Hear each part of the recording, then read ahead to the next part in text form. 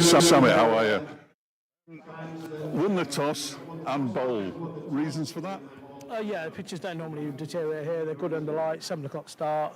Hopefully it skids on better chasing. Used pitch as well. It was used last Friday. Does that make any difference? No, they don't really change much here. They're good pitches, high scoring. Stats tell us that we chase is in the play. One change from Friday night. Ben Aitchison comes in instead of Nick Potts, just a like for like essentially. It is like for like, but H was not fit.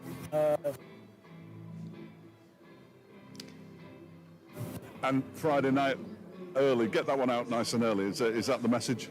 Yeah, it is. We were a little bit rusty, and we're going to learn from that. We still got 170 on the board, and we played really well. But sometimes T20 cricket doesn't really go your way. Thank you, Summit. Go well. Yeah, interesting. Rusty. They did look rusty, I think it's fair to say, on Friday night, and they'll be hoping they don't look anywhere near as rusty tonight when, as Ravi Shastri might say, they won the toss, I'm not going to do it, and decided to bowl. Thanks, Dave. You make your way safely back up here without getting hit by any stray cricket balls. Right. So, one change, happy with that as well, one like for like. Ben Aitchison, it's just important to get him into all formats of cricket, having had such a long time out. Yeah, it's whenever you're a bowler and you get injured, you think, oh, crumbs, I'm out for a long time here. Yeah. But it's nice to see him back on the park. You're always a little bit nervous when you come back from injury, but he seems like he bowled well up at Lancashire in the red ball stuff. And nice to get him in the team early in this competition. Right, well, we have a little under half an hour till the start of play here at the county ground. Just to reiterate, Derbyshire win the toss.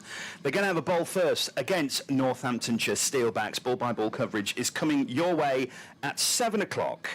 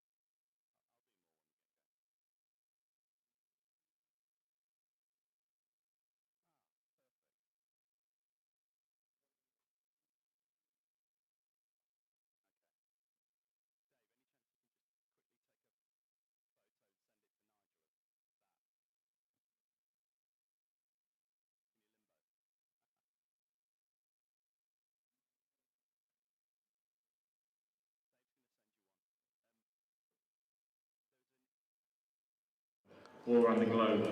There's a tweet I put out earlier if you want to put the listen.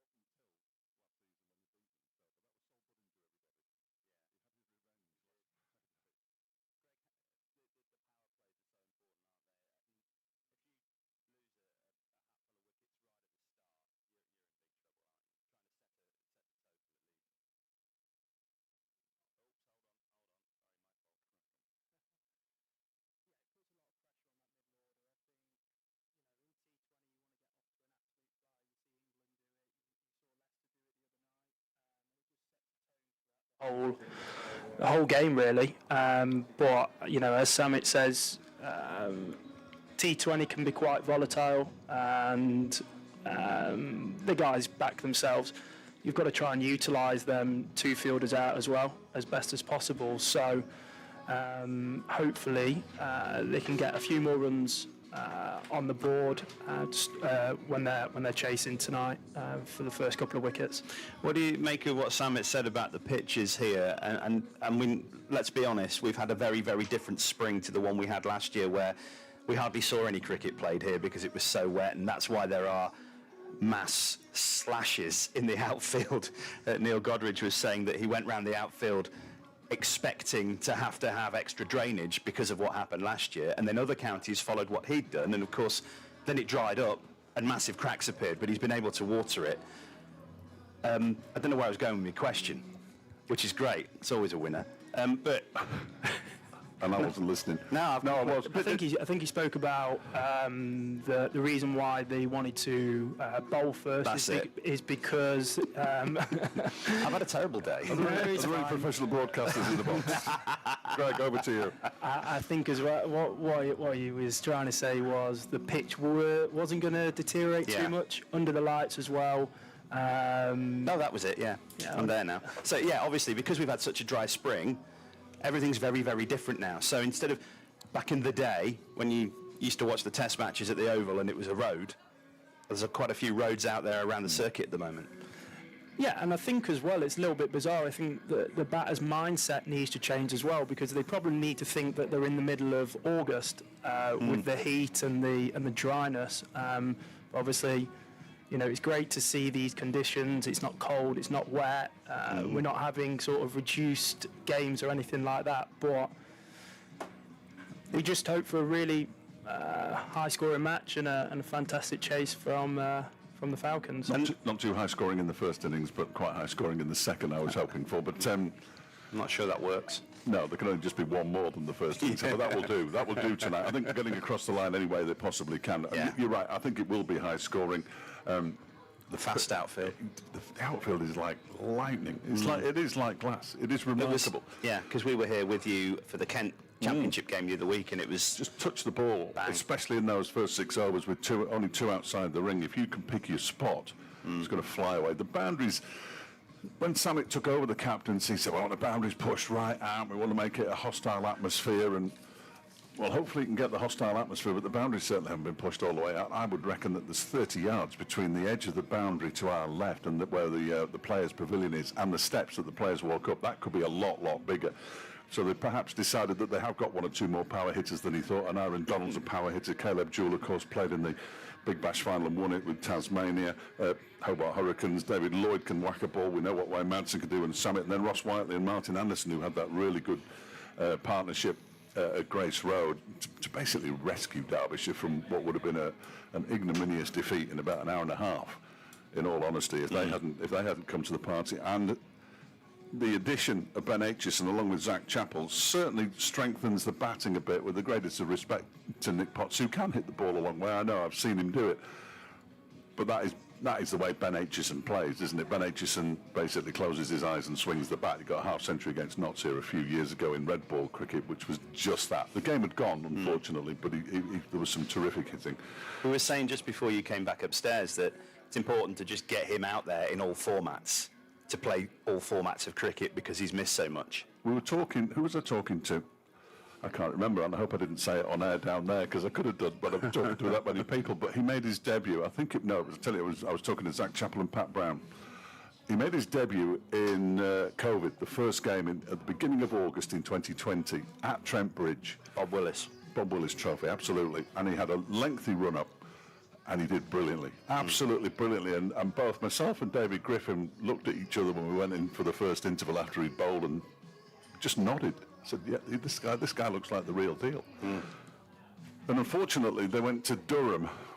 They were told not to bowl on a particular wicket pitch because it was a bit damp, and they ignored it.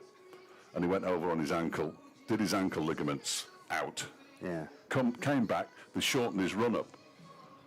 Unfortunately, the shortening of the run-up meant that his back went. He's now got two plates in his back, one either side. So he's playing now with two. But this is, and I hope it's a success, because he's a nice kid and he's a very good cricketer. But this is going to be his last opportunity now, because he's got plates either side of his spine to keep it together. He bowled really nicely in his first game back, which was up at Old Trafford against his former club Lancashire in the county championship. And not surprisingly, didn't play in the next match against Kent. It was 3 days after that the game started. It was his first game since 2023. And he had a little bit of soreness. And that's understandable, isn't it? Your first game of the season, you probably, and then they've gone, right, well, we're not going to risk him against Kent, that's fine. Wasn't quite fit, as Samit said there, to play in the game against Leicestershire. He's fit again, and I think it's right that he's back in the team. On his day, Ben Aitchison is a real asset. And I think going back to your point around injury and being a fast bowler that he is, there's not many bowlers that go throughout their career without having a back injury, a side strain, a bad knee or anything like that. So I think what Derbyshire are doing, and you rightly said it, they're gradually building and getting miles in his legs. That classic saying, trying to get some miles in his legs. It's the load, isn't it? They call it the load nowadays. Yeah. They've all got all sorts of fancy names for things that have always happened. You bring somebody back gradually, you bowl them into form almost, don't you? Which is what they used to do in the 60s and 70s. They'd bowl and bowl and bowl. That isn't quite the same way now. They're doing a lot more gym work than they ever did back in the Less smoking and drinking 70s and 80s. during the 4 days as well. And you've got to, Which is a shame, really, isn't it?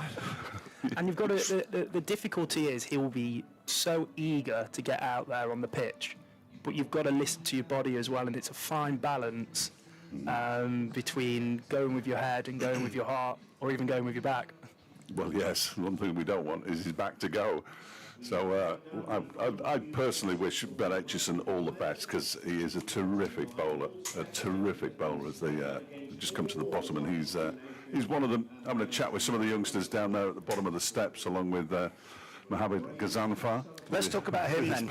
His cap on backwards. Of course he has. He's a teenager. Let's talk about him, because Afghanistan international. That's right, isn't it? Yeah. No, A-team. Afghanistan A. A-team. Yeah, I don't think he's played for the full team yet. Not yet, but He will. He will. What's different about him then? Everybody wants a mystery spinner, don't they? They're all called mystery spinners because the batters don't know which way the ball's going to turn. He turned one an absolute mile at Grace Road, and it's the one, if you were listening to the commentary a little while ago, I thought it must have taken an inside edge. It turned that much, but it went straight through the gate. It was a terrific delivery. Should have had a caught and bowled. Might have had an LBW on another night with a different umpire. Who knows? It was very, very close. So he could have picked up 4 on debut. He got 2. He did get hit a little bit in his first over, which was unfortunate. But mystery spin, Greg, everybody wants a mystery spinner, don't they?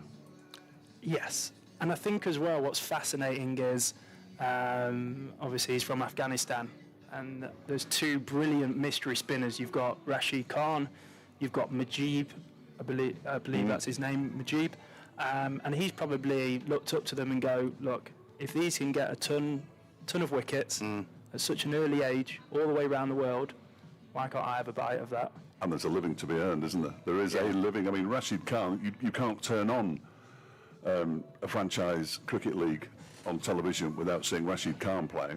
He seems to play everywhere. Had a good long spell here in this country with Sussex, of course, so we never saw him because of the North-South group thing. Played with the Adelaide Strikers, he's played in the PSL, he's played in the IPL. I mean, he plays everywhere. He'll play in the Caribbean Premier League, I've got no doubt. He's probably currently in America, who knows, in the Major League Cricket that's going on at the moment. There are enough franchise leagues around the world for you never to have to play red ball cricket, which I think is a real shame, but it's just the way of the world. Would you open the bowling again with him tonight, as they did on Friday? I would.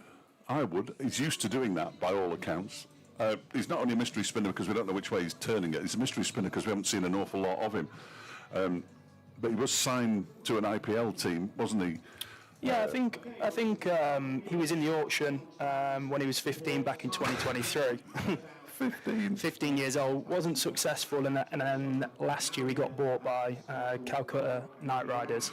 So he was definitely in one of the. He was picked for one of the squads this year, but he had a back injury, and when Derbyshire announced his signing, it was at the time when he had a back injury, and you're thinking, oh no, not another one, because there have been so many players Billy over Stanley. the years. Billy Stanley. Oh yeah. Broke his back playing in a red ball game when he'd been brought over for T20 cricket, but it's not just injuries as well, is it? McDermott came over to play T20 cricket, played some red ball cricket, and then got taken by Australia to a tour of the Caribbean that nobody cared about, which is why they took a second string. And it has happened time after Mohammed time. Amir as well, was he another one? Mohammed Amir changed his mind about being in international retirement and cut down the number of T20s he could play to 4. Amazing. Right, the teams are going to come out very, very shortly on BBC Radio Derby. We've got 6 minutes to 7.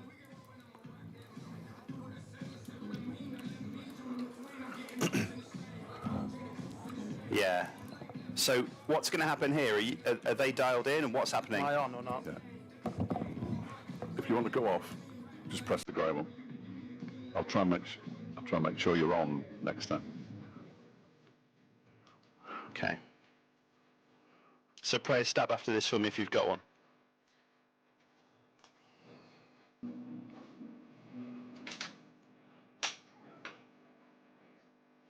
And a very good evening from outdoors. Welcome to the county ground here in Derby for Derbyshire Falcons against Northamptonshire Steelbacks. Derbyshire have played 1 and lost 1. Northants have played 2 and won 2. We have a first home game of the season here in Barbados, as we call it locally. It's a cracking evening. The crowd is in.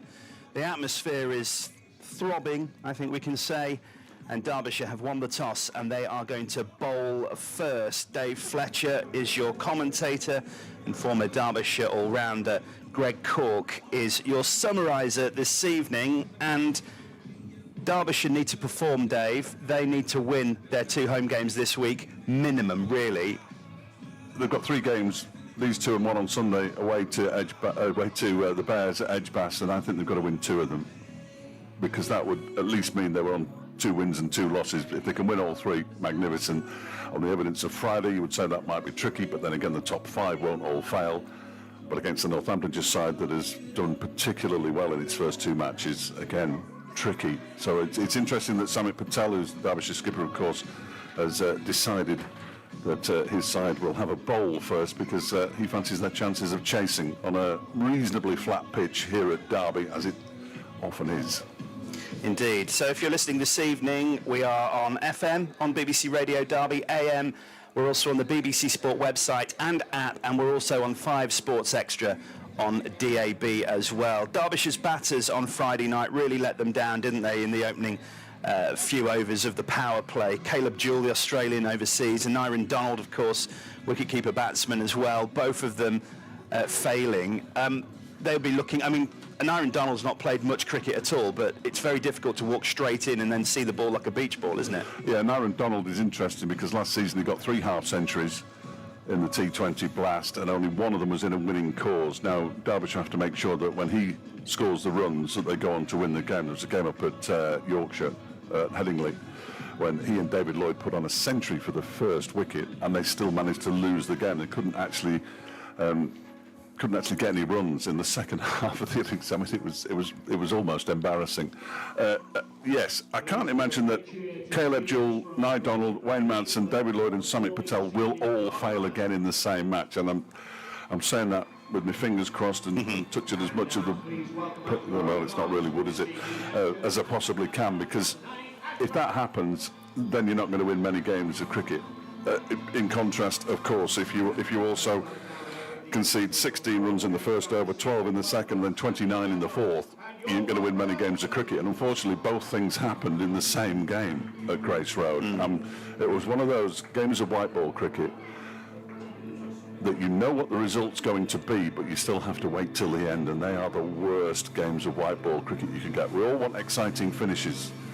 You don't want one side so dominant that you know what the result is, but you still have to go through with the rest of the game. They're just the worst. I think as well, the Derbyshire fans want to see the form that Caleb and both Wayne have had in the 4-day stuff, and hopefully they can replicate that in this T20 Blast comp. Well, the teams are out in the middle. Derbyshire in their all blue with lighter blue. What do you call that? It's a stylised falcon. It's a stylised falcon. Yeah, fantastic stuff. I was just going to say that you can see on the board, but you can't because it's not on it. It's a stylised falcon. So Northants batters are out there, as are the 2 umpires as well. Dave will run you through the teams, and your commentary comes from Dave Fletcher and former Derbyshire all-rounder Greg Cork. Thank you, Ed. We're going to see Ben Aitchison bowl first, the man we've been talking a lot about in the build-up to this. Derbyshire go with Caleb Jewell and Nyron Donald at the top, David Lloyd, Wayne Madsen, Samit Patel, the skipper, Ross Whiteley, Martin Anderson, Zach Chappell, Mohammed Ghazanfar, Ben Aitchison and Pat Brown. Aitchison the only change to the side that was beaten at Leicester on Friday night. Well, they've gone quiet. Northamptonshire have got the two openers out there, Matt Breitsker and Ricardo Vasconcelos. Then they'll have David Willey, the skipper, Safe Zabe, Ravi Bapara, who took them apart last season at Wantage Road, Justin Board, Lewis McManus, Luke Proctor, Ben Sanderson, as Aitchison is in, and that first ball is a dot as it's played back to the bowler by Vasconcelos. Ben Sanderson, Lloyd Pope, the Australian, and George Scrimshaw, who had a night out here against Lancashire a couple of seasons ago. Early for the trumpet. Too early, some might say. As in goes Aitchison again. One slip in place, it's Wayne Madsen, and that one is a short delivery and it's pushed out into the offside. And there is no run. Now, if you're listening on DAB, we're going to say goodbye to you round about now. And for the rest of you on FM, AM, and on BBC Sounds, you're listening to the cricket from the county ground in Derby, the Central Co-op county ground in Derby. Just a slight change to the field here, and I'll bring Greg in now that we've sent off DAB to their evening show programming. Matt Breitsker is going to face his first deliveries very carefully, marking out his guard here. That is very delicate. And now the umpire is just checking something. Naeem Ashraf and Hassan Adnan, the two standing umpires, as Aitchison is in again. Balls to Breitsker, that's on the leg stump, turned down to a short fine leg. There's a shy at the stump, so it doesn't miss by much, and Vasconcelos gets home. Well taken run. Important, obviously, that Derbyshire don't concede too many runs, but that's a nice piece of running. You've got to keep that scoreboard ticking over, Greg. Yeah, I think it's all about momentum. First over, I think they just want to assess the wicket, especially playing away from home. They've set an interesting field, deep point, short third. As Aitchison bowls a fullish delivery, it's driven but not timed by Vasconcelos up towards David Lloyd at mid-on. Yeah, Pat Brown is the other man outside the circle. He's out at deep backward square leg in front of the dugouts over there on the far side. Crowd hushed in anticipation, it would seem, at the moment. 2 without loss after 4 deliveries. Around the wicket again is Aitchison, and that one is guided, lifted out towards third man, 1 bounce and 4. Vasconcelos off the mark. Nice shot, very much a T20 shot. Yeah, with his height, he can, and Ben Aitchison's tall height as well, he can really get underneath the ball. Ben Aitchison's natural length, I'm guessing, is back of the length. And Vasconcelos just easily guiding it over short third man. Who's just dropped back to the edge of the circle. That looks like Martin Anderson to me from this distance, as Aitchison is. That one's right on the stumps, pushed out to the offside by Vasconcelos, fielded by the skipper. And 6 runs, I beg your pardon, off the first over. 6 without loss after 1. Derbyshire will probably take that. If you only concede 36 in the power play, you're on your way. It's not a bad start, is it? Now we're going to see him. I expect you to pick him, of course, Greg, as an all-rounder of some repute. Whereas I've got absolutely no idea what's going on with the mystery spin of Mohammad Ghazanfar, teenage Afghanistani. Polite applause, I think, probably at best. No huge roar from the Derbyshire faithful, but they'll be keen to see him on home soil after he picked up a couple of wickets at Grace Road. The lights are on, as I did hear when I was listening to the Women's International here. You don't really know when the lights are on at Derby. They're amongst the oldest lights on the circuit. And of course, there's still a little natural light out there at the moment.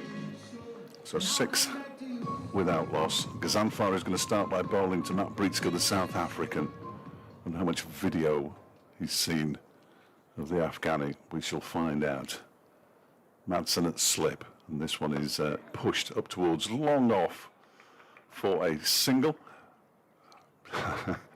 Just laughing there as Zach Chappell came hurtling in off the boundary to do the fielding. And now there's going to be a change of course for the left-handed Vasconcelos, presumably, and apologies if this is too technical. A mystery spinner, it doesn't matter whether you're bowling to a left-hander or a right-hander, you just need to get the line right. Yeah, I think hitting off stump, whether you bat left-handed or right-handed, is key. Obviously the length as well. So it's probably the first time these batters have seen the mystery spin. He went out on the leg side boundaries. He bowled him. There we go. Second delivery here at the Central Co-op County Ground, and Northamptonshire Steelbacks are 7 for 1. He decided to take him on, Ricardo Vasconcelos, without having a look at him, which is always a little bit dangerous, I think. And he gets through the defences. I say defences, there was nothing defensive about the shot at all. And he picks up a wicket in his first over. Decent. Some openers struggle against spin. I think they always want to have a bit of pace on the ball to start off with. Seems like it was a fairly regular stock ball, full and straight. I think he would have got a left or a right-hander out, just as you said, Fletch. That's the impression I was getting, certainly. But I know it's a very much shortened game. You can still have a little look, though, can't you? Just a little look. I mean, almost eyes closed and swing for the hills, that. I think the trend nowadays is see ball, hit ball. Whoever's bowling at you. Yeah, just showing the replay on the big screen.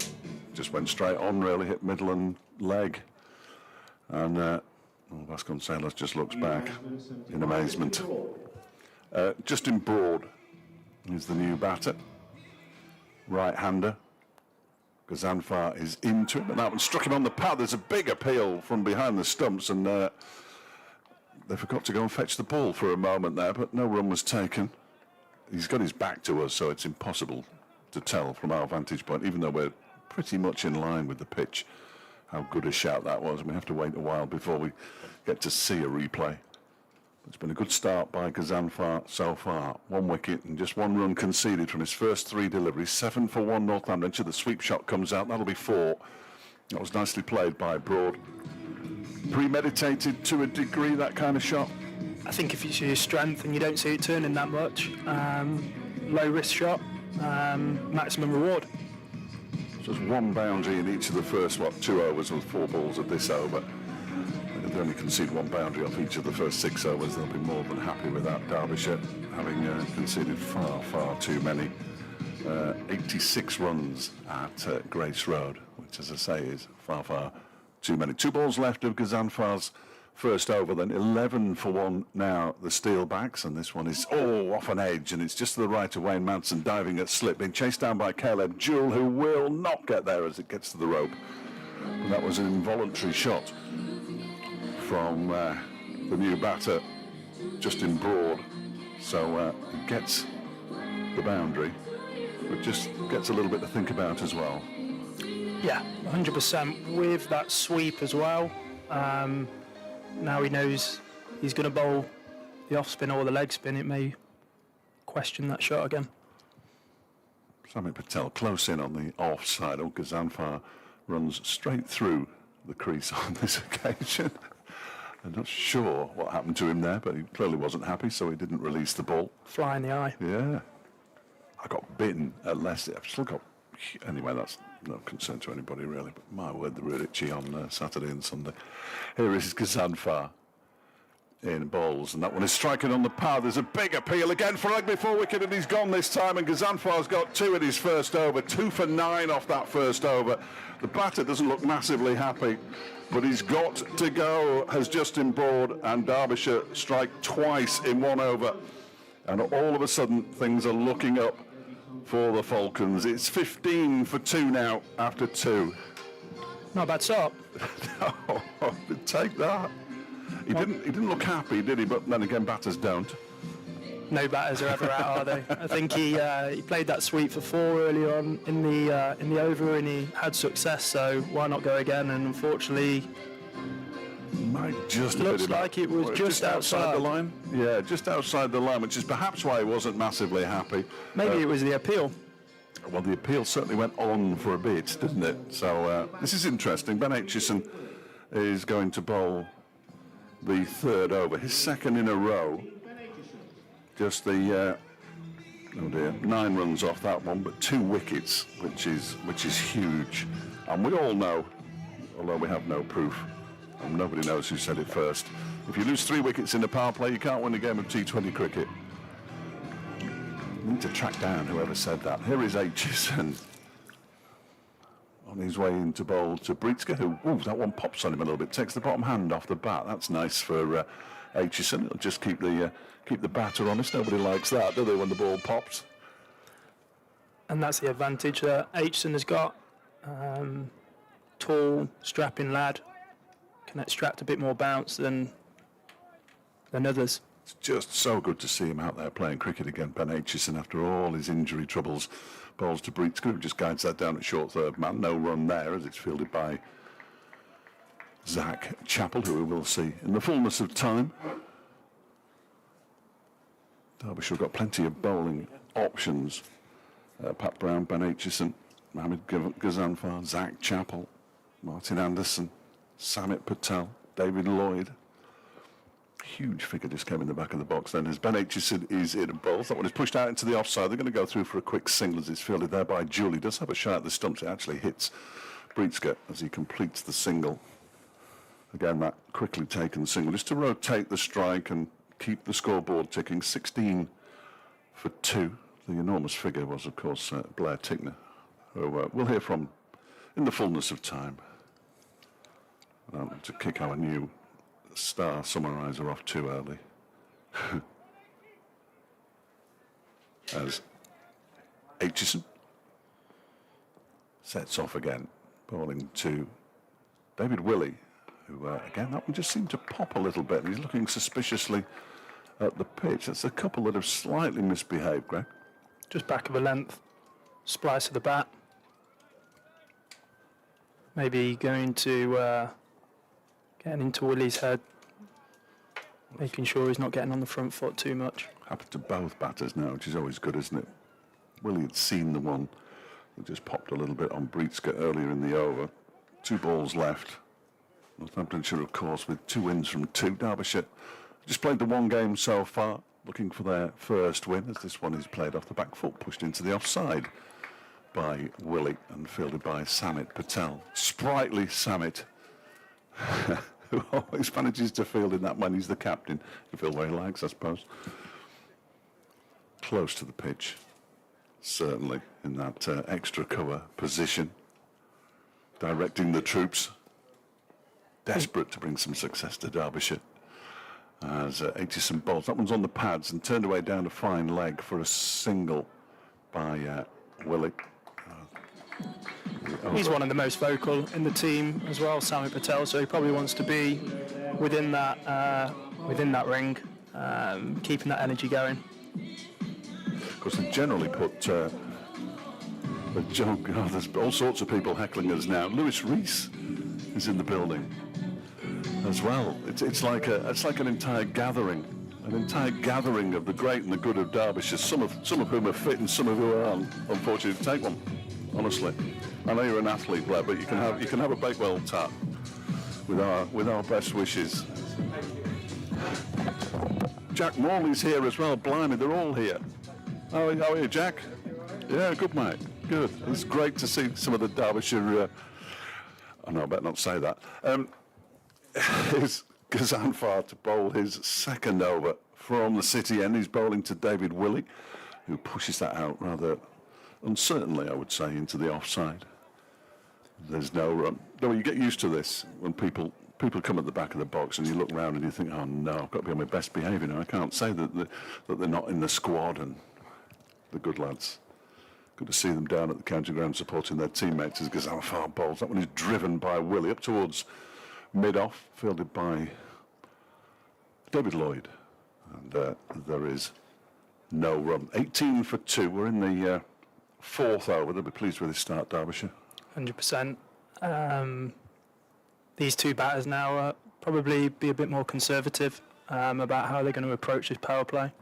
They're in a chat there, and you can see David Willey's moving his hand like that. Which way is he turning it? And I think basically Brietzke said, I've got the faintest idea, mate. You're on your own there. I don't think there's too much footage, is there? I don't think there's any.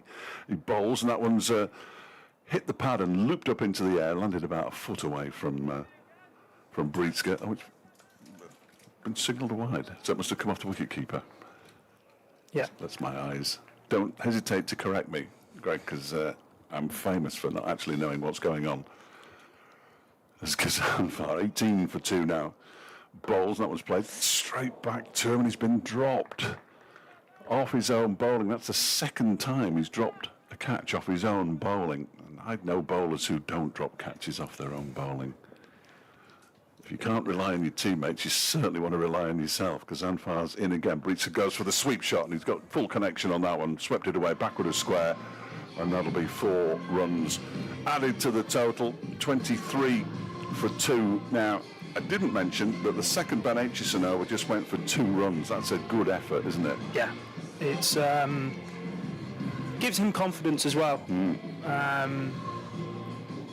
Especially it being his first home game, first T20 game as well. I think as much as he wants the team to do well, probably confident as well with how he's performed. I think as well, going back to the court and bowl, it's always difficult judging how quickly the ball's going to come as well. Yeah, true. Like, that's 2 he's dropped in 2 matches. 2 in 2 matches. Outrageous. We'll bring Blair Tickner in a moment. As Kazanfar bowls, that one's clipped into the leg side by Breitzer. Just for a single, I think, on this occasion. He thinks about coming back for the second, but Chappell is there. And it's the end of the over. 20... No, it isn't. They're just swapping around. See, I don't know what I'm talking about. What we can do, we can have all 3 of us on. This is very exciting. I don't think I've ever tried this before. Blair, how are you? Yeah, good, thank you. See, Thanks for having me. There's Blair Tickner. We've got Greg Court. I'm Dave Fletcher. The lights are on in Derby, and there's a game of cricket to watch. As Kazanfar is in and bowls, and that is defended by Breitzer.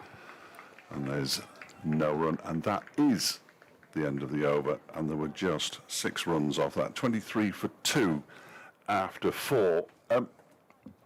Forgive me, Greg. As the winner of the Super Smash in New Zealand and the leading wicket taker in that competition, 23 for 2 after 4 overs.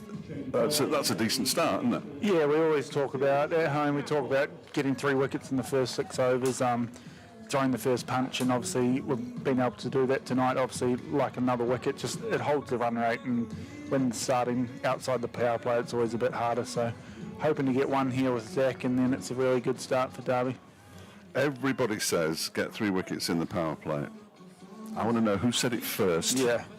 I don't know what the percentage is. And what proof there is that actually works. Here's Chappell in and bowls. Oh, this one's gone up in the air. Now then, there's an opportunity for a catch. It looks like Whiteley's underneath it and takes it out in the deep.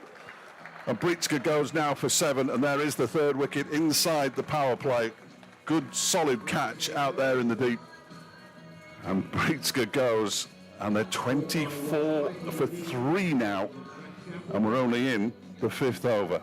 The start couldn't have been much better. Yeah, it's a good way to get on the Convox, and yeah, 3 wickets in the first 6 overs is obviously a goal, and it's a good start. Heavy length into the wicket for Chappell, and just a little bit of extra bounce, trying to hit square the wicket. Yeah, good start. So Chappell picks up his first wicket of the evening with his first delivery. It was Ross Whiteley out there, wasn't it? Yes, it was. Ross Whiteley, who, along with Martin Anderson with 2 S's, managed to get Derbyshire to a sort of total at Leicester last week. They're horrible, those, Greg, the ones that are up in the air for a long time. With the floodlights as well, you're probably looking straight into the floodlight on the opposite side of the ground as well. I don't know if you played under the lights here, but they're not great. You said that, not me. Yes, I know. I say it all the time. I think as well, the higher it goes up, the more time you have to think about it. Yeah. The ones that are hit hard are sometimes the best. It's just instinct more than anything. But Ross is a fantastic fielder. Safe pair of hands. Good job. Good catch. Chappell's in and bowls to the new batter, whose name is Ravi Bopara. How can I not recognise him? Ravi Bopara just guides that down to short, 3rd man. Breitzer made 8 from 9. So nobody's got a start here for Northamptonshire. It's got the feeling of Derbyshire's start last Friday night, which was horrible. You'd been behind the sofa watching that one, I imagine. I was. Yeah, it was just... Shut my eyes. It was grim. Chappell in, bowls to Bopara, just dabs it down into the offside. They're going to go through for the single. Pat Brown comes in to do the fielding. And the score moves on to 25 for 3. The 2 scoreboards are being operated independently, which means they change at different times, which makes it slightly trickier for me to actually work out what the score is. And then the one that we've got in the box turns into a video screen, which is of no use whatsoever to anybody, unfortunately. But we'll soldier on. Good start by Derbyshire. I'm getting all the excuses inside the first 5 overs, because we are looking straight down the pitch. So we should have a pretty good idea of what's happening. Chappell bowls to Willie, who again gets one that bounces a little bit. I've seen bounce like this on a Derbyshire pitch while you've been playing. I was starting to think I wouldn't mind this being a 4-day wicket, because there's actually a little bit of extra bounce there for Chappell. Yeah, it's been a good start. Obviously, the first game, the power play didn't go our way, and there was a little bit of rusty start. So it's nice to start this one well. And obviously, Chappell, when you get a wicket first ball, it's always nice. Having a good first over in a T20 goes a long way. He's halfway through his first over. 1 for 1 his figures at the moment. That's going to change now, because that's a wide down the leg side. Willie tried to heave it away towards the members' pavilion in the far distance, but didn't get going. Rustiness, Greg, I mean, Samit mentioned it. Blair's mentioned it now. There wasn't a practice match because of the rain around. They were supposed to play Leicestershire, but of course it was washed out last week. I mean, that's difficult, isn't it, to go straight from red ball to the shortest form and expect to hit the ground running? Yeah. And I think as well, Chappell bowls to Willie. That pushes that one into the onside, and there's no room. there was a second team game yesterday, I believe, where a handful of these guys played, so hopefully get some runs and wickets under the belt and take them into this game. Zach got a couple. I think he got bashed a bit as well, the odd over. Yeah. But that can happen in T20, I think. It's T20 cricket for you. But yeah, it was a good hit out, and obviously the first game was, a bit of rust, but I think we'll be into it now. Chappell is in. Willie, that's down the leg side again. And once more, umpire Adnan says that'll be wide, 26-4-3. It's still nice bounce and carry. I might get out there at half time and have a bowl on it. Show us what you can. Don't aggravate the injury, for goodness sake. Do you, Blair, before the game, in your discussions, talk about who's going to bowl what over in the power play, or is it horses for courses? Yeah, it's a bit fluid, other than the openers, obviously. This next one is again turning to the leg side for a single. And there's a shot at the stumps from Zach Chappell. I'm not entirely sure why. Yeah, as a bowler, obviously, if you're going to get 1 or 2 in the power play early, and if you're a death bowler, myself usually in the death, so I'm not going to get 1 or 2 back there. So, yeah. What about if you get a couple of wickets? Will you always get one more? Yeah, always one more. No, I'd hold. To be honest, I hold to the death. Sort of like the job of it. So, I think obviously Chappell, Pat will bowl at least 1 over in the power play, and then 1 or 2 through the middle, and then the death stages. So we've got a good spread of bowlers actually. We've got a lot of all-rounders, so we've got a lot of choices for Samit. But the easiest over after the power play, I wonder who will be bowling that tonight, because that's always the First one after the power play. Yes, there's the best over to bowl in T20 cricket. Samit Patel will be bowling it. I'd be lining up as well. I don't think that's in any doubt whatsoever. Just got to check and see if he bowled.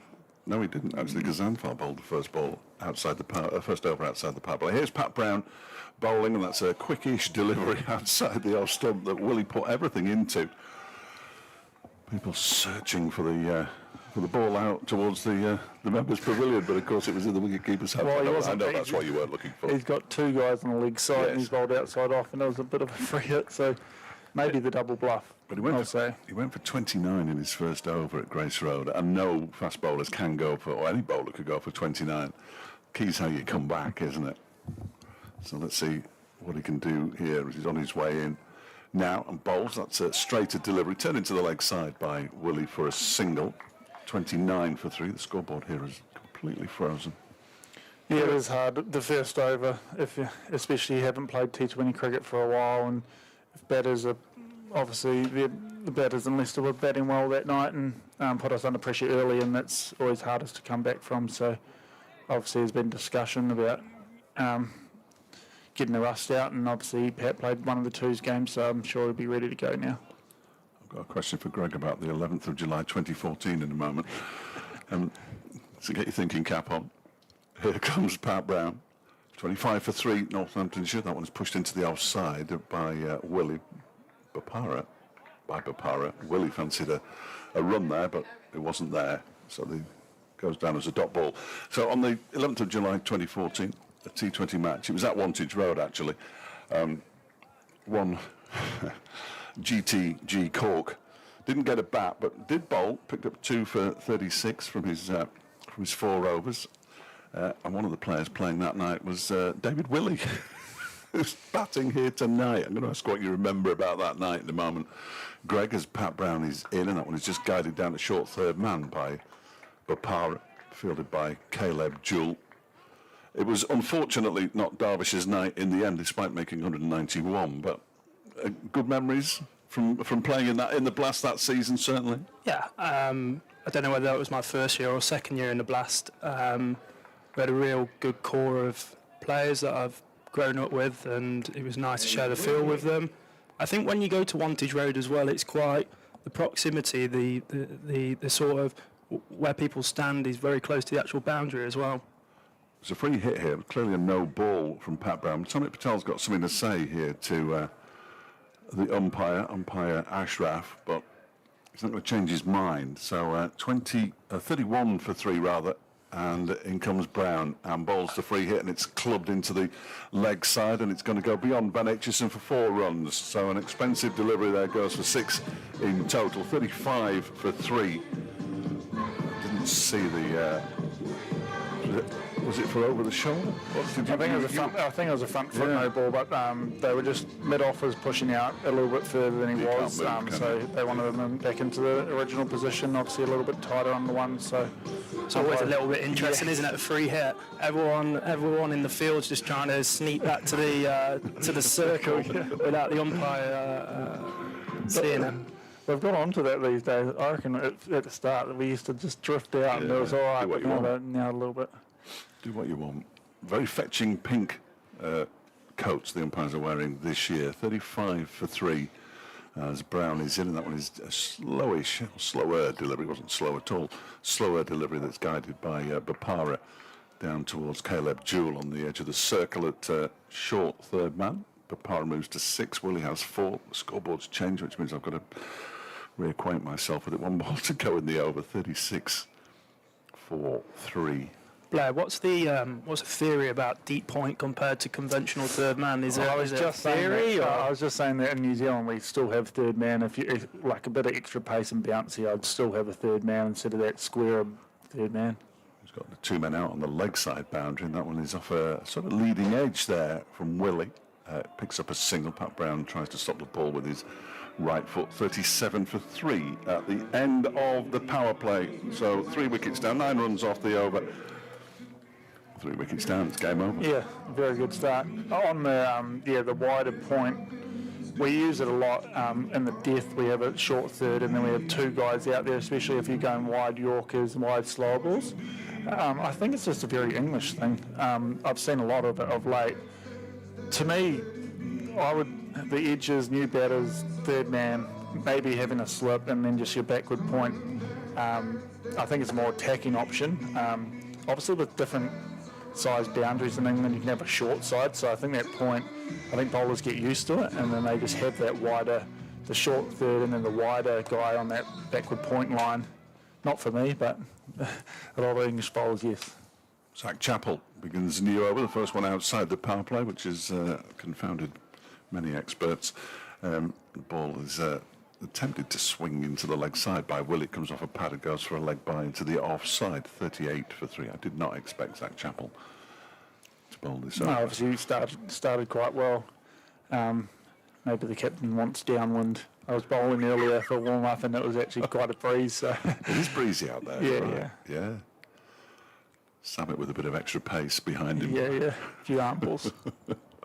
Sometimes as well, if you bowled your first over quite well, you just want to keep that going, don't you? Yeah.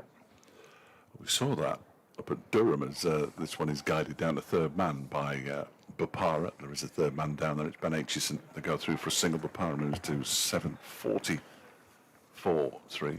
Somebody called Anderson, who bowled 3 overs in the power play for Lancashire against Durham, and he looked, if a bowler gets into the groove and he's not conceding runs, there is always the danger that the batter can get used to them, of course. Yeah, he's obviously a swing bowler as well, so using it when it does swing is obviously the best time. Chapel bowls up and his launch back down the ground. That'll be 6. That was close. As close as there has been this season, certainly. It was some strike from David Willey, who has absolutely smashed that ball into the side screen, which makes up the bottom 2 floors of this media centre. It looks like that ball was probably just a little bit too full. Zach, and to be fair, most of the bowling attack, including Blair, their natural length is going to be more back of the length, hitting the deck hard, so... I'm sure he's got a slower ball, back of the hand slower ball, but that wasn't one, and it's actually put a bit more mustard on it, I think, there, as it goes through to the keeper. I think that one that did get hit looked like a slower ball. It was just over-pitched. Obviously, Samet wants to be more attacking. He's just putting Madsen out now, but he had both mid-on and mid-off up, trying to hold, get a few dots, but... I think, like you said, it's heavy length for Chapel usually, and the extra bounce, you'll get wickets like he did with the first ball, straight up in the air. Comes in the bowl to Willie, who's on 11. That one is 2-leg side, really. It's 10 down towards Ben Aitchison, who does field it cleanly. Down at long leg, Willie moves to 12. Bapara has 7. They're 46 for 3 now. The Steelbacks approaching the end of over number 7. Decent start from Derbyshire, but still plenty of work to do. Safe Zabe, Lewis McManus. Looks like they're looking to go short on the shorter length, with the 3 out on the leg side. Yes, backward square leg and a man at mid-wicket, and that one is just dabbed by Bapara, which he's been doing for the last 400 years. Down to third man for a single as the over comes to an end. 47 for 3 now after 7 overs. 10 runs off that one, including that enormous 6. But it remains a good start from Derbyshire. And here he is with the wind behind him. Yeah, like that, Skip.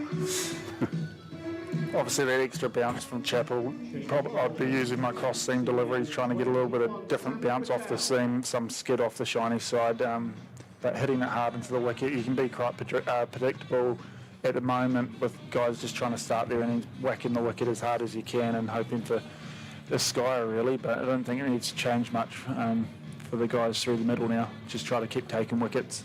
Long on and long off. Man out on the cover boundary in front of the old scoreboard, and 2 men on the leg side boundary as well. Samet will come in between the umpire and the stumps and bowl to Bopara. How many times, I wonder, have these two either been in opposition or even in the same side in franchise cricket?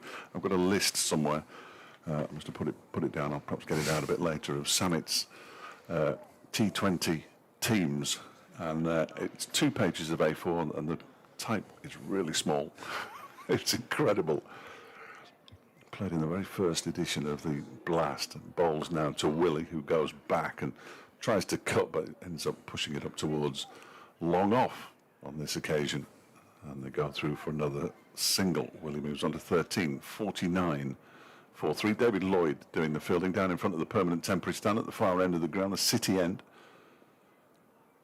Still the remnants of the sunshine as that one goes down the leg side. There's a chase on here for Zach Chapel. He will get to the ball. They're going to come back for a second and get back successfully for the second, as and Aaron Donald does what modern wicketkeepers do, as it signalled leg byes, tries to divert the ball onto the stumps. He missed. 51 for 3, the 50 coming up in the 8th over, to limited applause from the home supporters, it has to be said. And now the next ball is just guided by Bapara to backward point, where it's fielded by Caleb Jewell, just inside the circle. Zanfar at short third man, Chapel at short fine leg. When Madsen prowling in the covers as this one is turned into the leg side. Samit's got to do the fielding off his own bowling, he won't like that. And they go through for a single. Bapara moves on to 10. 52 for 3. I was talking to him at the toss just before we went on air at Leicester, and so they said that Leicestershire had elected to field. I said to Samet, nobody elects to field. And he said, well, I certainly don't. As he comes in over the wicket and bowls to Willie, guides it down to short third man. There's going to be no shy of the stumps from Ben Aitchison as the first Samet Patel over comes to an end. Just the 6 runs from it, 53 for 3 at the end of 8. But nobody, I mean, it's a necessary evil, I suppose, isn't it, fielding? You know what it's like. You've got to go out there and field, because otherwise you're not allowed to bat. Yeah. Pat Brown is returning to the bowling attack. Blair, before the games, would you, when you have your meetings, would you talk about potentially which bowlers that you might be able to attack a bit more, or do you? Yeah, we sit down an hour or so before the game, go through all their batters, go through all their bowlers as a team. Guys can take it as they will, really. I'm not massive into it. Like, you see a trend in guys, but you know what your best ball is, and at the end of the day, you probably know what your best option is with batting as well, so I don't take too much into it.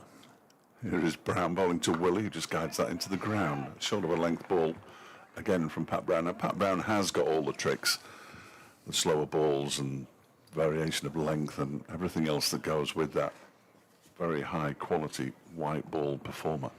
Yeah, I think with the first game, I do it myself. When you come back into white ball, you sort of try too much. You try heaps of slower balls. You forget that actually it's quite hard to hit off a hard length from ball one. So I think we've reflected on that well, and just doing the simple things well over and over again.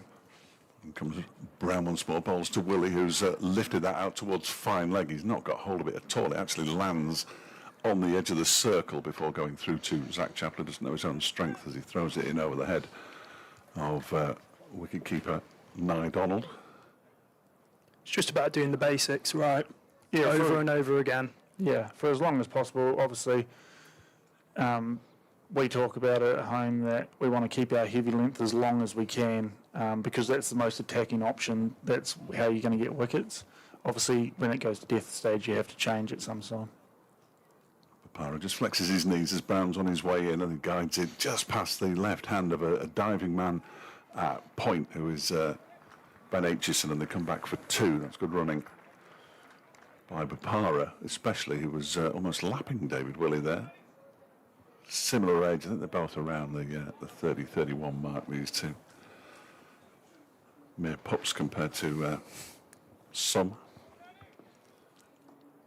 They've all got a few years left in him, Samit and Wayne. Yeah, it means I've got a few more years than me. Go, there's plenty of years left in you, blimey. Here comes Brown again. 56 for 3, the Steelbacks. That one again is guided just to the left of Aitchison by Bapara. This time there's only going to be one as it's fielded down there by Chappell. So it moves on to 57 for 3, with 2 balls left of the 9th over. Yeah, they've obviously seen the extra bounce in the wicket, and they're holding the top of the stumps. Mid-off and mid-on are still up. Mid-wicket out now to both batters. So, yeah, just hitting that hard length. Now I say it, mid-on's going now. Madsen down on the boundary just to our left, as well as a man on the mid-wicket boundary, the backward square leg boundary, and the long leg boundary, as Brown is in, and that one is a slower ball. It's off the pads of David Willey into the leg side, and off the boundary comes Aitchison to do the fielding. Leg bye is signalled by umpire Adnan, and the score moves on to 58 for 3. I think I prefer when Willie's bowling to have the third man back, because it gives Pat Brown a few more options. Yeah. He obviously had to go for the slower ball there. Yeah, exactly. Because if he went short, Willie, who oozes in T20 confidence, could just guide it down over the top of short third. David Willey, a man discarded by England far too early. 58 for 3 as Brown bowls, and Bapara pushes that straight to Samit Patel, who picks up and threatens to shy out the stumps, decides against it. Just 5 runs off the Pat Brown over. Pat Brown has now bowled 2 overs for 13, which will certainly make him feel a lot better, approaching the halfway stage of this Northamptonshire Steelbacks innings. Good to have Slats listening now, isn't it? I'm surprised he could work a radio, if I'm honest. Well done, Ben. We're going to see Gazanfar on his 3rd over. Obviously, it's a big partnership, so we're looking to break it now. Otherwise, if these guys get in, then there's obviously good hitters down the order. So a wicket now will be a big change in the game, but if they can keep batting for a little bit longer, it's going to be a decent score, I think they'll put up.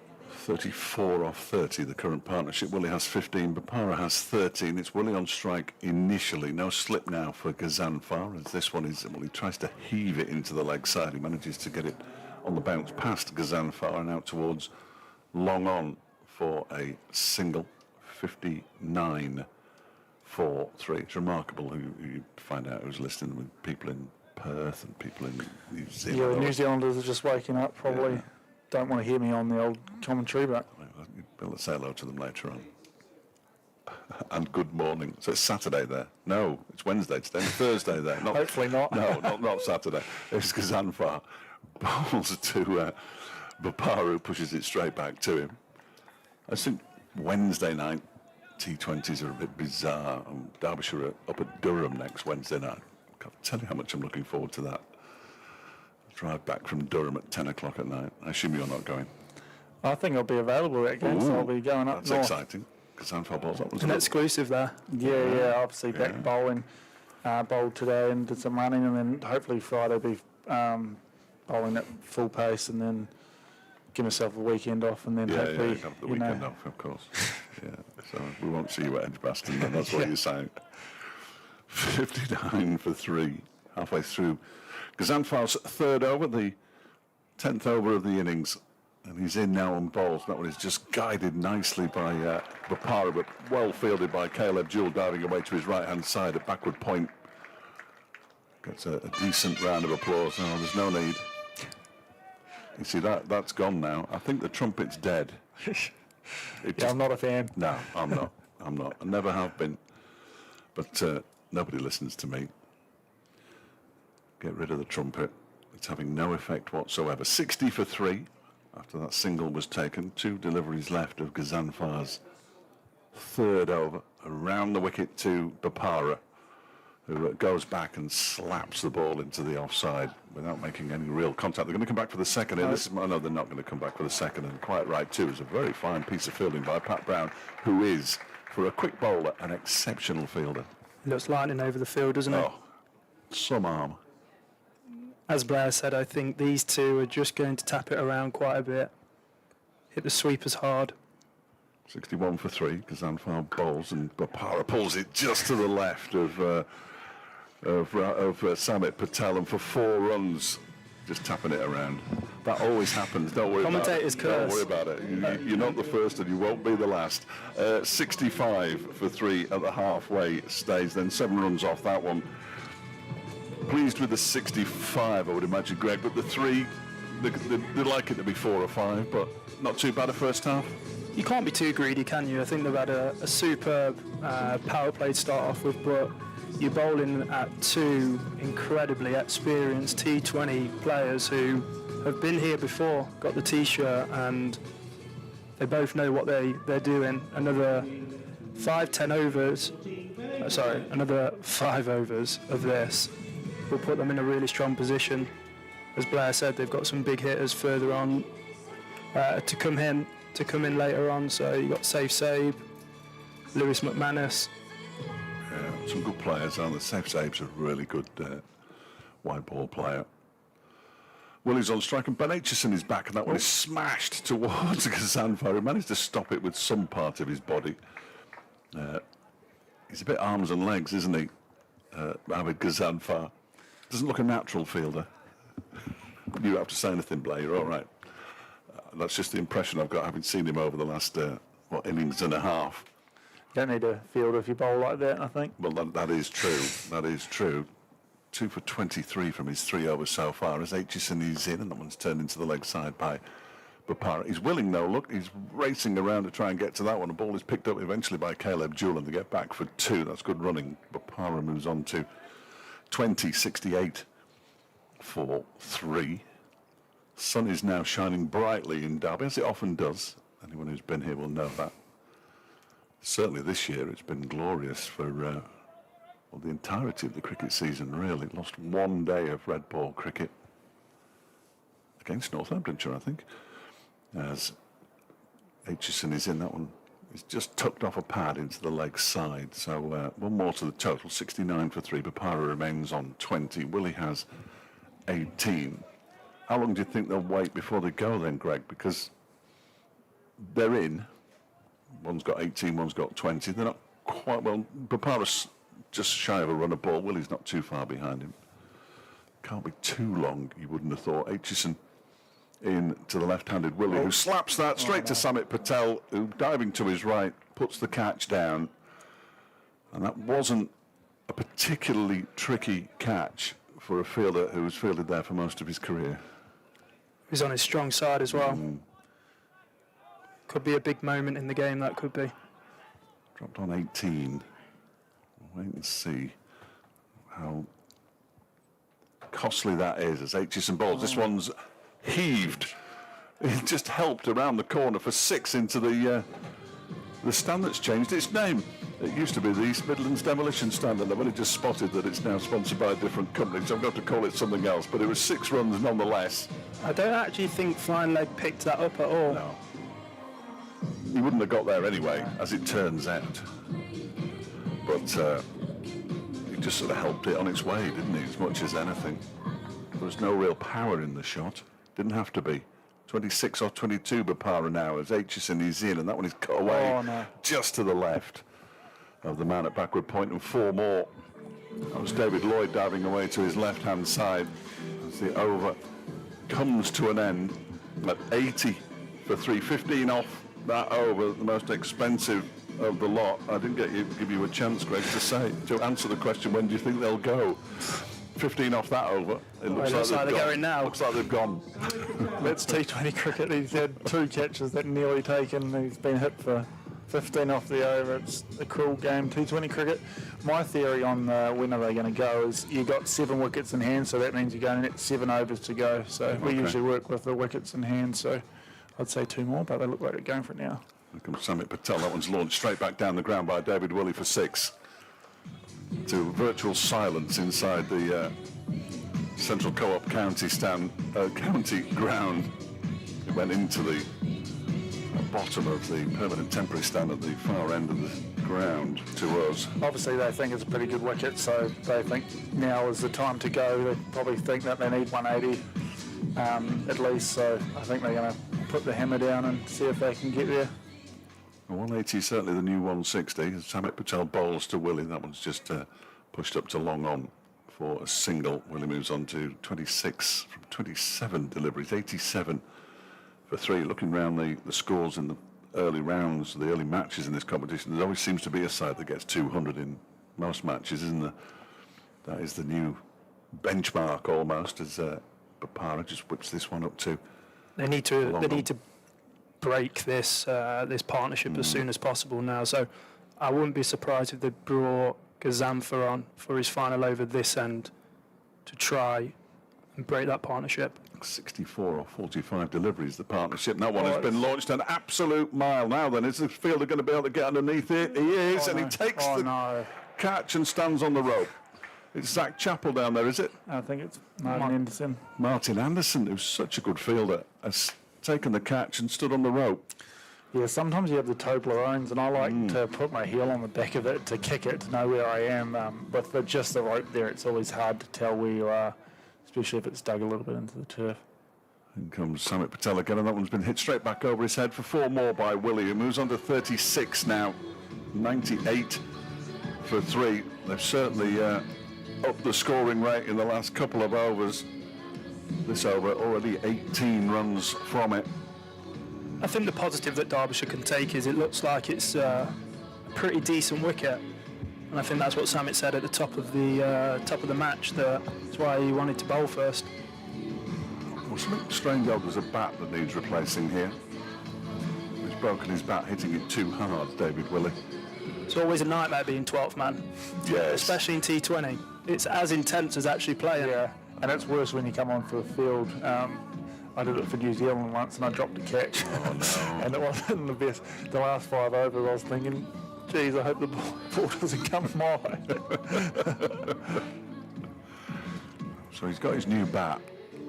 I think there was a message that came out with the bat, by the look of it, from the Northamptonshire dugout. I didn't see him gesturing that he needed a new bat, in all honesty, so perhaps it was just a message under the pretense of a new bat. Anyway, whatever it was, there is 1 ball to go in Samit Patel's second over. He's gone for 22 runs so far. David Willey has taken a shine to him, 36 off 29, 98 for 3. The final ball of the 12th over of the innings is wide of the off stump, Oh, no. and it's been dropped by Zach Chappell. It was an attempt to drive. Willie got it all wrong. It came off the edge of his bat, and it was pretty much a dolly. It would have been spinning. I'm going to try and find as many excuses as I can for Zach Chappell, but I'm afraid that was a bit of a, I believe they call them goobers. Yeah. Fielding. It goes a long way fielding. You obviously want to field better than the other team, and just everyone's got to field these days. It's just attitude, but yeah, unfortunate, but he can bring it back. Obviously, if we take a couple of wickets here, it'll be better for the death stage, but nearly 100 for 3. They're shaping up well for a good death stage, so we just have to find a way to get a wicket, really. Martin Anderson has been brought into the attack, was used sparingly at Grace Road. Did really well with the bat. Did exceptionally well with the bat. He's been batting very well all season. Wasn't he just? 4-day cricket and then into T20. He's been a real good addition, really. 2 overs, 1 for 13 at Grace Road. That one's into the leg side. Bounds underneath it and takes the catch. And Willie, at the third attempt, finally gets caught. This time out in the deep. And Martin Anderson strikes with his first ball of the evening. 4 down now. And my word, that was needed. 99 for 4. Now David Willie goes for 37. The partnership were 75 or 49 deliveries. As you were saying, Greg, they needed to break the partnership, and it's the magic arm of Martin Anderson that does it. Golden child at the moment in T20 and in 4 days as well. Now Derbyshire have got an end to attack.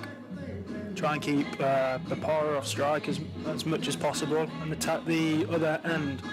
However, they've got safe save coming in. Yes, that's not massively ideal. 75-run partnership there for the 4th wicket.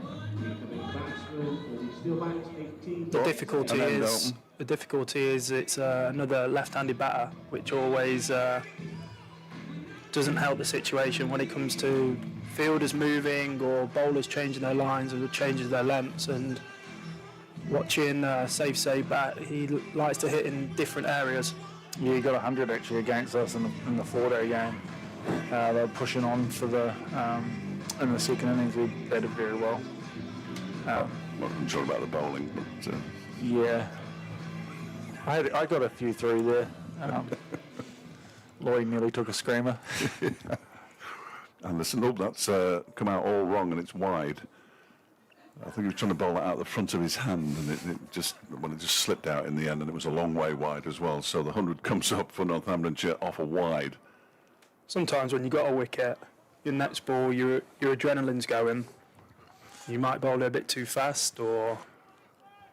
Yeah, I don't know what the first ball was. It almost looked like Willie got done for the pace and the top hand came off the bat, but... Anderson bowls, that one is guided down by Safe Zabe to third man for a single, 101 for 4. So he only bowled 2 overs, but he did pick up a wicket at Grace Road. Martin Anderson, after batting superbly. Really sensible innings and a good partnership as well with Ross Whiteley, who I was surprised we didn't see bowl.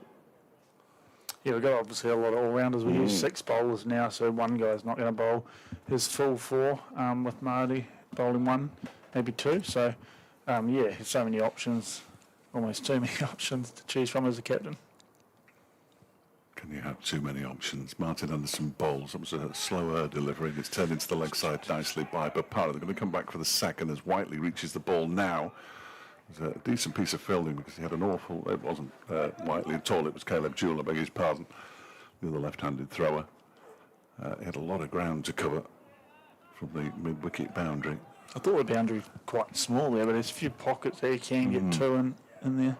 Mid-wicket. You regret taking a quick 2, especially when you're out of breath this ball now. Yeah. Will Anderson take advantage? That one is guided down the third man by Bapara. He's looking for 2 more here, but he's thinking about it. He was on his way, but Safe Zabe said no. 104 for 4. Bapara up to 34. Still plenty of sunlight around. Beautiful blue sky up above. Same on Friday. Get yourselves down. Double header. Derbyshire taking on Notts. I heard there's a Spanish heat wave coming, 31 degrees coming soon. Really? Yeah. Get the shorts out again. I should have put them on today, really. As Anderson around the wicket bowls. That one is short and it's lifted out towards the point boundary. That is Ross Whiteley. And they do come back for a second. It's a terrific piece of fielding by the old boy out there. You must have played with Ross. Was he here when you were here? He might have gone. He went. Actually, no, he might have gone because he left after they got promoted, so he'd have gone. You're right. I left to Worcestershire. Yeah, Worcestershire. Worcestershire, yeah. 2013. Still a fantastic fielder. Wouldn't like to take his arm on. No, I wouldn't. Big man. This one is a good bouncer. Oh, not taken. Oh, is that a wide? Not taken cleanly by wicketkeeper Nye Donald. That's just rubbish, isn't it? The bowlers have got nothing. No, we don't. Sometimes quote myself as a human bowling machine in these games. But, yeah. I'm never sure. I mean, it probably was over his head. This one isn't. He takes a swing and a miss at it. Does save. So a good comeback from the ball that had to be bowled again. A wicket and just 8 runs off that over. A big wicket as well of David Willey. Important wicket after he put on 75 with Ravi Bopara for the 4th wicket. And it just helps Derbyshire claw it back a little bit, Greg. Willie was a massive wicket.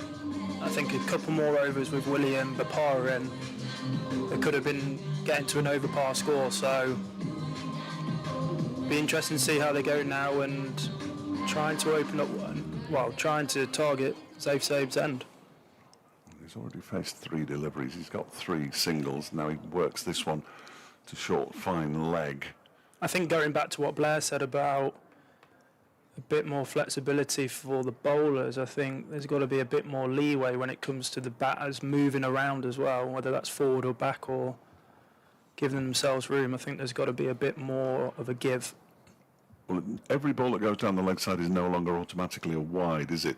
Under the new regulations, as Samit Patel bowls to Saib, who pushes it straight back in the IPL, they have everyone's measurements of the bouncer. Yeah, you're telling them you're 5'8". Yeah. This one is a reverse sweep, and it's gone for 4.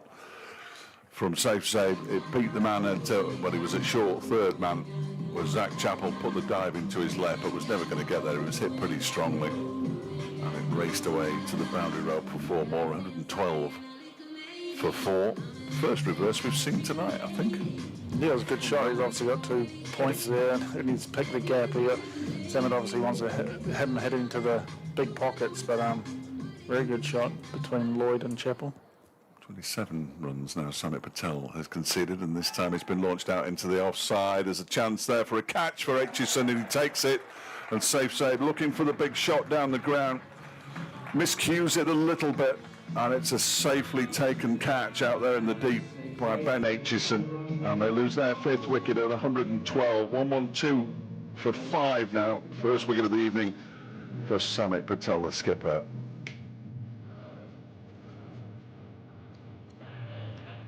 It's one of those catches, as a very much a village cricketer. It's a sort of outside half of the bat drive, and it's going away from him, isn't it? It's going away, and it's a nice golf shot. Yeah. Oh no, yes, a nice little fade around the trees, but when you're feeling it long off, it's about the last thing you need, really. So it was a safe pair of hands from Ben Aitchison. Sometimes as well, when you slice it, you can hear it purring at you. Oh no. Especially at that good point. That may have been an excuse that Chappell may use. It looks like Bopara is just trying to bat through here, give the strike to the new batter and make him be the aggressor. See if that continues. 7 off 6 for Saib. 112 for 5, still with 2 balls left of the 14th over. Samit around the wicket to Lewis McManus, who just turns that one into the leg side for a single. In comes Pat Brown off the boundary to do the fielding. Doesn't overextend himself with that throw. He can really smash it in from the distance. I'm trying to remember, there was a throw on Friday night. I can't remember who threw it. It was a little bit excessive. Samit is in and almost gets through Bopara's defences there. He eventually pushes it back towards the bowler, and that's a bit more like the Samit Patel we know and love. Just 6 runs from it and a wicket, And at the end of 14 overs, the Steelbacks are 113 for 5 here on BBC Radio Derby, on FM, on AM, and on BBC Sounds. And I also think we're on one of the Sports Extra channels as well, but I can't remember which number it is. I think it's 2. And Mohamed Ghazanfar is going to bowl his final over, having bowled, he says, 3 overs and taken 2 for 23. I didn't realise that Ben Slater could type, actually, if I'm honest. Come on, Slaz, you must have something better to do on a Wednesday night. 113 for 5. It's good to see him prospering at Nottinghamshire, even if it is at Nottinghamshire. Here is Ghazanfar in and bowls to McManus, who pushes it out into the offside. They're going to go through for a quick single. There's an interesting piece of fielding there from David Lloyd, who sort of flicked it behind his back with his right hand. I'm not sure where he learnt that. Must have been in Cardiff or somewhere.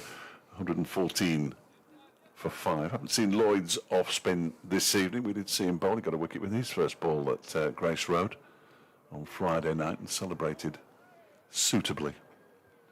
And now Ghazanfar with this inordinately long run-up. He's coming through the umpire here.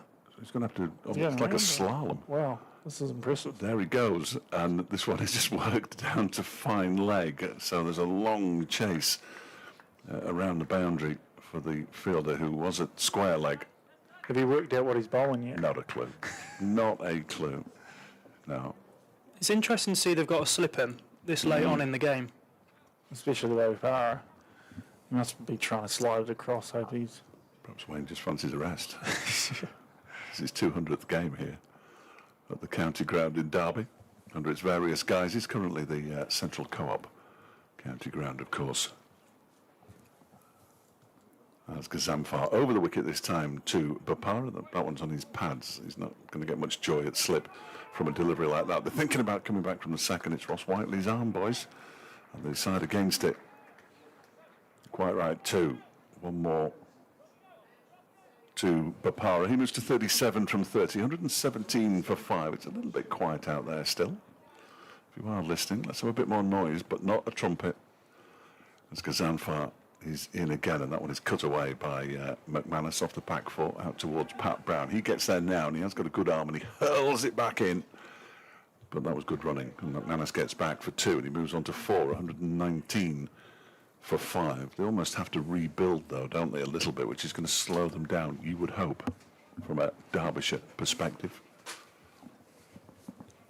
119 for 5. 2 balls of Ghazanfar's spelled to go, and that one is... that one turns away from the batter, and it got it on the toe end of the bat there, McManus. And it's a dot ball. I did see one of his wickets, the one that he bowled on Friday night, definitely turned back in. So now we know he can turn it both ways. As Ghazanfar is in again, and that one sort of goes straight on. He slips as he tries to move to his right to do the fielding. McManus picks up a single off the final ball of the over. 7 runs from it, 120 for 5, and Mohamed Ghazanfar 4 overs, 2 for 30, which is decent. Yeah, he got a wicket in... Did he get 2 wickets in the power play? 2 wickets in his first over. Yeah, there's a few edges there, so able to come off the edge of the bat, so it was pretty unlucky, and yeah, 2 for 30. Good day out, I think. Take that, wouldn't you? Yeah. I would. I'd love just one go out there. I think it's past me by now, but... I would like to see you under a high one, Fletch. So, you wouldn't. With the ball going in these lights as well. You might have to do that. It's a break between a T20. We can get you out there. Yeah, in a zorb. That one has been held, swept into the leg side by McManus for 4 runs to the left of David Lloyd, who was not out on the boundary, but it was a long way to his left, in fairness. Northamptonshire move on to 124 for 5. McManus on to 9. Yes, I'm not a big fan of old men under high balls during the interval. We'll start with the tennis ball, maybe. I'll put that out there now.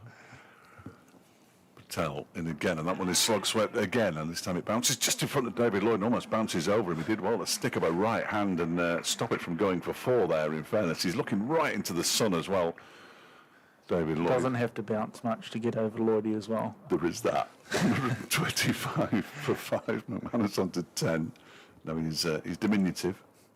There's a few diminutive cricketers at Derbyshire. Caleb Jewell's not that tall. Samit's quite short. And he was looking for the big shot there, but Para took a couple of steps towards Samit. Interesting field with the extra cover out instead of the point sweeper. Looks like he's going to go full and straight. That's what we need, you see, because I've got no idea about stuff like that.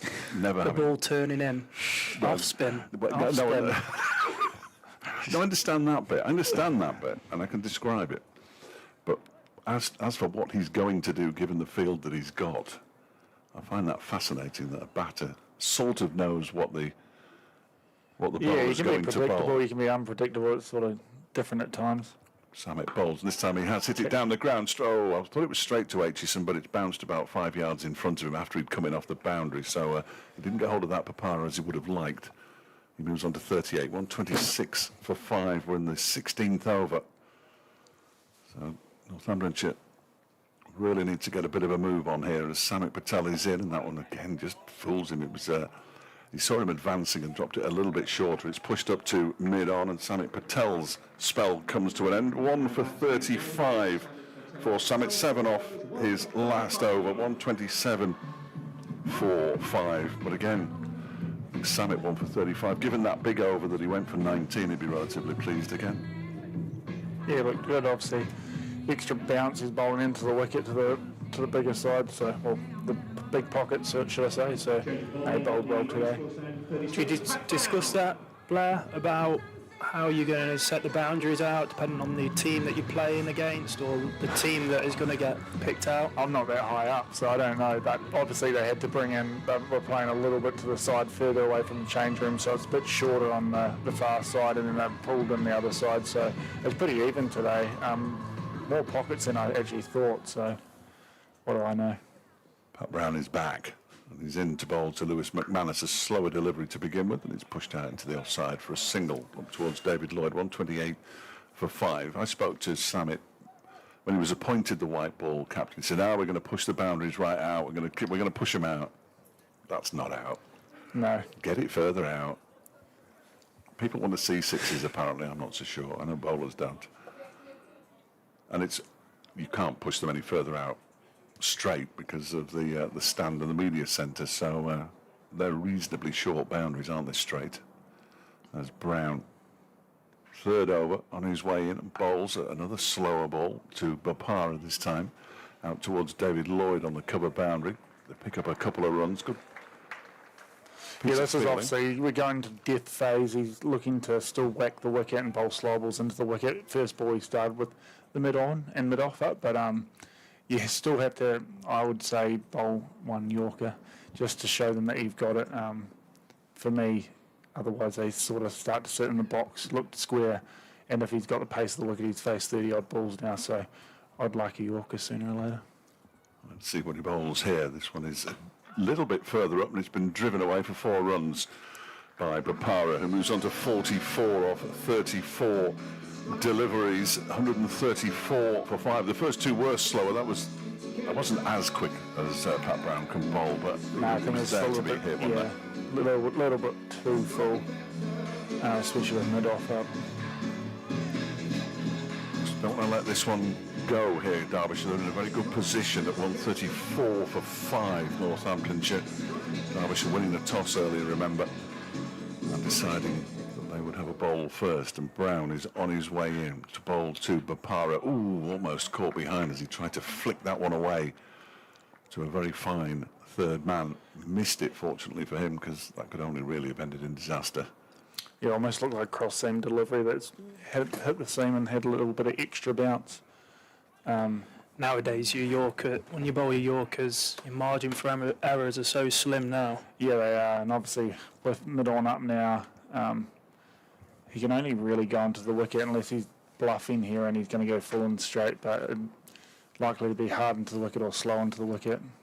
And this one is slowish into the wicket, and it's been pulled into the leg side for a boundary. There was a valiant attempt down there to try and stop it, but it has split the fielders out there, who are Caleb Jewell and Ross Whiteley, towards the burgers and fries. And unfortunately, it's another boundary, 138 for 5.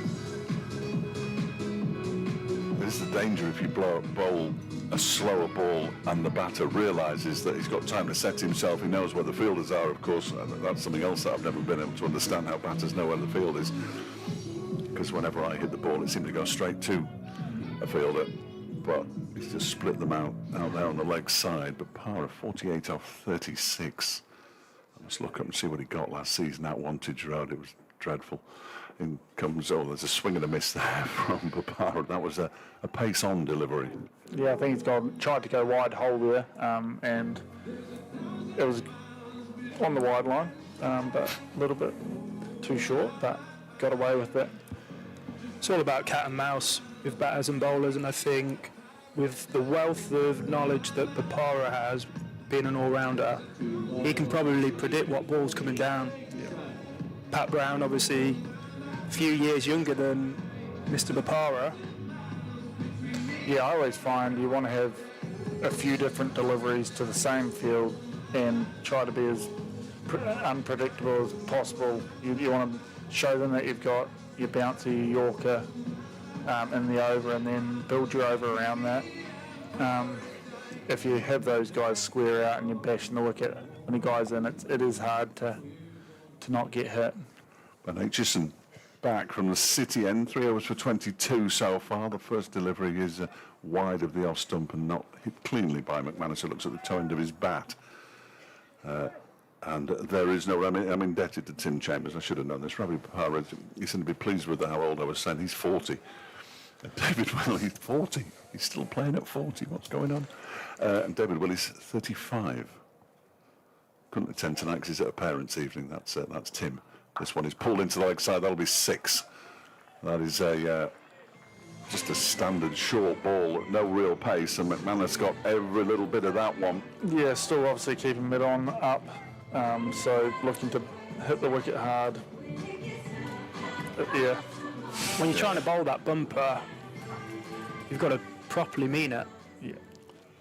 Yes, it was sort of floated down, wasn't it, as much as anything. There is Aitchison again, and this one is a fuller delivery that's played back on the bounce to the bowler. Zach Chappell warming up down to our left is looking favourite to bowl over number 19, and then presumably Pat Brown to bowl over number 20. Yeah. Oh dear. Right, okay.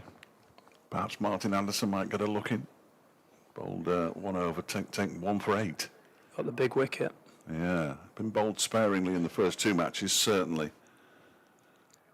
As Aitchison halfway through his final over of the evening, bowls. That one has been lifted for 6 more by McManus. That one is out and over the dugouts, hits the top of the little white wall there at the end of the grandstand.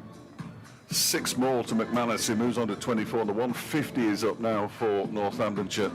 Derbyshire don't want to let them get to 180. No, it's just up to the death stage, so you can go from a good start to a not as good death stage, and then it all of a sudden snowballs out of your control. So yes, Aitchison's just got to put that out of his mind. This over has been a little expensive so far. He's in, bowls to McManus. It was a full toss.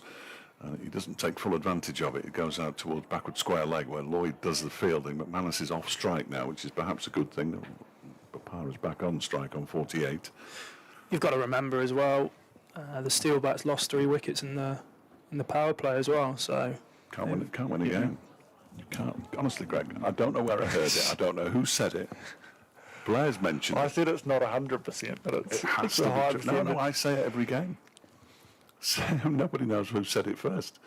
Aitchison in and bowls a full delivery. That's just clipped into the leg side by Papara. They've run 1. They're going to come back for the second. The ball just gets outside the 30-yard circle, and it's the end of Ben Aitchison, who bowled 4 overs for 37 on his return to T20 cricket.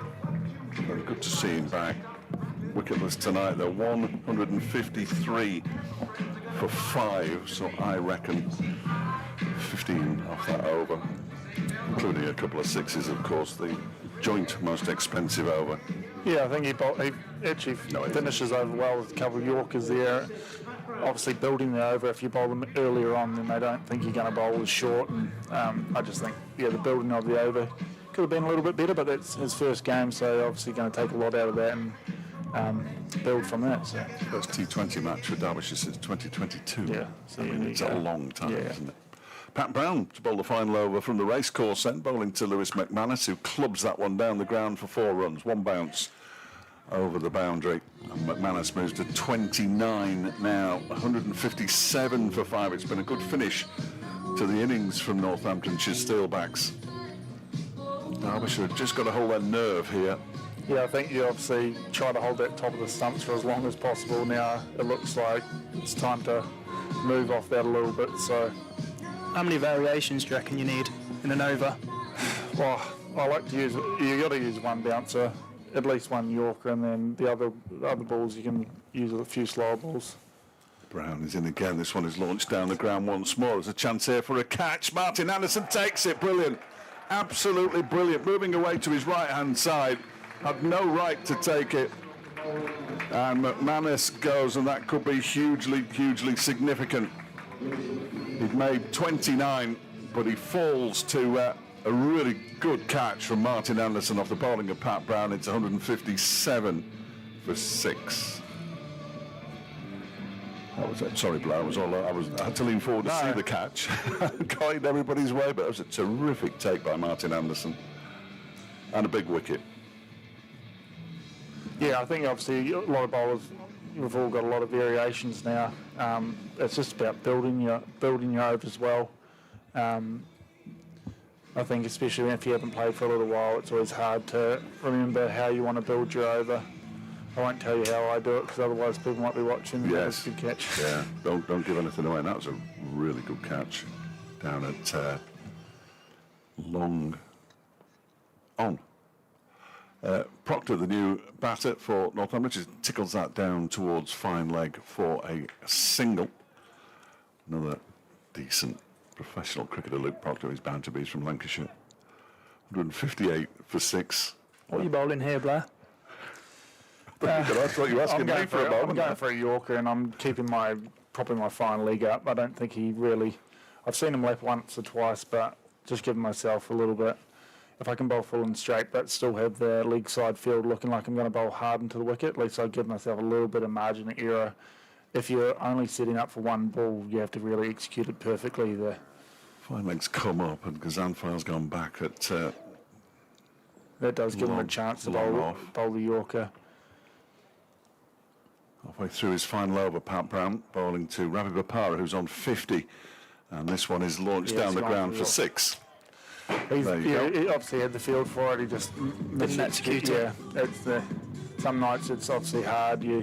Some days you can hit the Yorker 10 out of 10, and sometimes you can't. So it is a tough game. 164 for 6. The score moves on to Ravi Bopara on 56 now. I'm going to have to find that scoreboard from last year. Obviously a tough game. 2 balls to come. He's obviously not hit his Yorker, so the batter knows that as well. So this is the hardest time as a bowler, trying to get out of your over in a high pressure situation. Square legs come up as well now. A wide third man. Here comes Brown. Bopara on 56. Brown bowls to him and he launches it down the ground once more. 2 bounces and goes for 4 again. Martin Anderson couldn't get around from long on. Straight hitting on this ground is the way forward. It is a much shorter boundary. That's why you probably need to look to hit the wicket, back of the length, slower ball. Yeah. As Blair said, maybe cross seam. One may skid, one may catch the seam. He's obviously brought square leg up, which makes it harder for that hard into the wicket. So it's a little bit of a hard space here. Bopara on 60, and that one is wide from Pat Brown. He had to reach for it, Bopara. It was beyond the blue guideline, certainly. He hadn't moved his feet either, which is not a good look for the bowler. It was always going to be signalled wide. And it moves on to 169 for 6 now, the score. The Northamptonshire Steelbacks perhaps looking for that 180 or beyond as Brown is in, bowls full, and that one is bunted down the ground towards Gazanfar, who picks it up, gets everything behind it, and there's plenty to get behind it. And they go through for a single. So 1 over to go, 169 for 170, I beg your pardon, for 17 runs off that over. If I could do maths, I'd be able to tell you that there have been 43 runs, I think, on the last 3 overs. Yeah, I'm quite happy with that. 43 Good runs. maths. Quick maths. Well, Yeah. something which I'm renowned for, of course. And Zach Chappell. Take nothing away, they're bowling at a world-class player, aren't they? Exactly, yeah. In Ravi Bopara. He knows his game inside and out, so... And the bowling attack's fairly young as well. Here comes Zach Chappell to bowl the final over. 1 for 13 in a couple of overs. That one has been pulled into the leg side by Bopara for 4 runs out towards the members' pavilion. There are 2 fielders out on the boundary. Pat Brown was the closest to them but couldn't get anywhere near it. 174 for 6. Yeah, obviously, experience better, knows sort of what you're going to do every ball. If your execution's not high, he will punish you. So it is a tough death stage. I think he did this to us last year as well. I've just looked it up. He's in again. That one is launched for 6 this time by Bopara. That's gone a long, long way. And he moves on to 71 off 43 deliveries. Talking about the game last year, it was down at... I think he hit me for 6 last ball when I... your bowling figures... Oh, we won't say it. I don't think I got a wicket. Tickner. Oh dear. No, we won't mention those. He scored 56 off 42 balls with 5 fours and 2 sixes in the game down at Wantage Road last season. He's now up to 71, and Chappell is into him, and he slaps that up towards long on. They're only going to get a single. McManus fancies a second, but it's not. Proctor, rather, McManus has gone. You can just see his experience. Obviously, they were 3 down earlier. He didn't look like he was in any rush. He was striking about 80. And then him and Willie just put the foot down all of a sudden. And all of a sudden, he's on 72 or 40 odd balls. So just shows experience in this part of the game. Without looking like it. I think people panic as well in T20. They don't realise that they've got a few more balls spare. Don't rush it. And I think that's what Bopara has done. He's built his innings. 3 to go. 181 for 6. Chappell is in to bowl to Proctor, who doesn't get hold of it, and then it's not picked up cleanly either by Nye Donald, so they get through for a single. 182 for 6 with 2 balls to go. He's striking Ravi Bopara at 163 now. 7 fours and 3 sixes in this innings, which has put Northamptonshire certainly into a position where they will feel they have a chance. What was past score, Min? I think the par score was probably 186. Yeah, I was going to say 188, but Chappell is in, and 188 is the score now, because that has been slapped by Bopara into the permanent temporary. He's caught in the permanent temporary stand, which isn't much use to Derbyshire, sadly, as he moves on to 78 now. 188 for 6, and Bopara is doing to Derbyshire tonight what he did to them at Wantage Road last season. He's giving them an opportunity. They were, of course, chasing on that occasion. Well, that looked like you catching in the crowd, actually. Yeah, I don't think I would have done. Chappell in final ball of the innings, and he's just driven that beautifully for 6 more. That's gone more than halfway up the permanent temporary stand. It's been dropped this time, and Bopara, well, he finishes on 84 not out. 194 for 6 is the Northamptonshire final total. Without Bopara, it's a different story, but of course, he's there. Proctor finishes on 2, 29 from Lewis McManus, 37 from David Willey. And not much from anybody else, but when Bopara is in that kind of mood and that kind of form, you don't really need anything else. No, he's played a really good innings there. Had a good partnership with David Willey, middle of the innings, and then it's just shown his maturity, his wealth of experience. What did he hit off the last over? Too many. That's a great question. I'm glad you asked me. 2 sixes, 3 sixes, a 4, so that's 22 and a 1. 20, There you go. yeah. There you go. Yeah. It just shows his experience. But I think Derbyshire can take some experience, some positives from that. It seems like there wasn't too much in the wicket. Yeah, I think, bit of bounce, but nothing much. So 6 down, 194 for 6. I just made a tell, and of course the scoreboard changes as soon as you look at it. 24 runs off the last over, bowled by Zach Chappell, which is a lot. Now, I've no idea how we're going to do this now, Ed. I'll sign off and I'll go watch for the guys, but thanks for having me again. No, thank you for coming in. I've got to work out which one you are now. I think you might be that one. Nope, that's me. You're that one. There we go. I knew you were one of them. Thank you to Blair. Cheers, mate. He'll be back on Friday, everybody. Blair Tickner. His expertise in bowling has come to the fore. Absolute plethora of summarisers, which is incredible, Dave. Yes. Well, I just thought I'd let the two of them go. Greg was asking the questions. Blair was answering them. I had nothing to do, really, apart from basically commentate on a couple of sixes. Yeah. Did I pass? So far, we're only So halfway far. through, Greg. We're only So halfway far, through. so far. Yeah, I think you're better than Ben Slater thinks you are, certainly. I think Matt Critchley is listening in as Critchley's well. listening So as we've well. got What's some, going on we've got here? some ex-Derbyshire lads. They're all listening. They're all listening. Couldn't have them along. Incredible.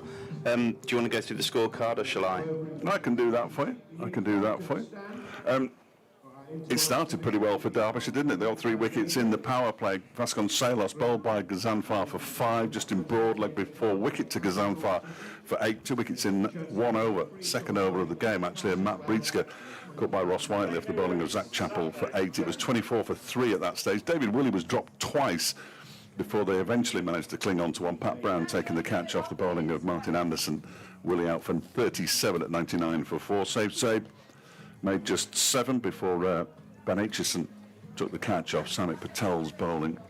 And then Lewis McManus was dismissed. Caught Martin Anderson, a really fine catch actually, diving or sliding to his right off the bowling of Pat Brown for 29. But the real hero was Ravi Bopara. When is he not? 7 4s and 5 6s in his 84 not out of 46 deliveries. Luke Proctor at the end there, making just 2 off 2, but he didn't come in until it was too late to really affect the game. And they finished on 194 for 6 in their 20 overs. So Derbyshire are going to need 195 to win. And I expect to see a tweet from David Griffin at some point saying it will be a record run chase. I'm going to double check on that. Excellent stuff, Dave. Thank you for now. I'll let you go and have a very short break, and I'll just run you through the scores elsewhere this evening. England women have beaten the West Indies by 143 runs. England put 366 for 6 on the board in 50 overs, and West Indies were bowled out for 223, so a series win for them, a massive win runs-wise in that encounter. Lancashire Lightning and Leicestershire Foxes are taking part this evening in this group, and Lightning put 145 for 7 on the board in their 20 overs, and Leicestershire in reply 52 for 3 in 6 overs as well. And that is, I think, it that is happening this evening as far as the T20 Blast will do. We'll have a look back on what's been going on in a couple of ticks. And we're going to talk to one of our summarisers later on in the competition as well. Joe Shakic, who has joined us for a couple of minutes in the commentary box. But the time is just coming up to 8:30. Do you want to stick them on? You can nip out if you want for a minute. That one. You nip out because obviously you've been here since 6 o'clock, so just going to have a moment. How you doing anyway? All right.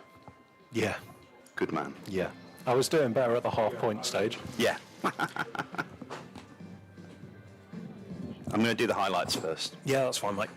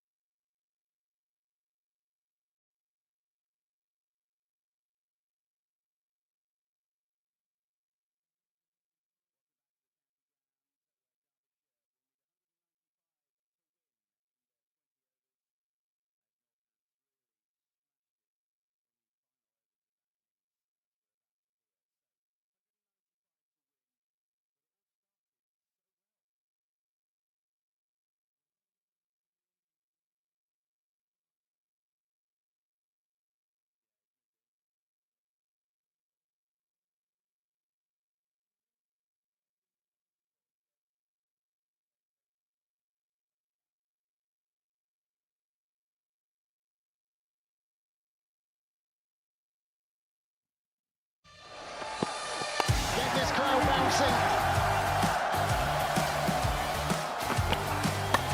Dispatched. Oh my goodness me!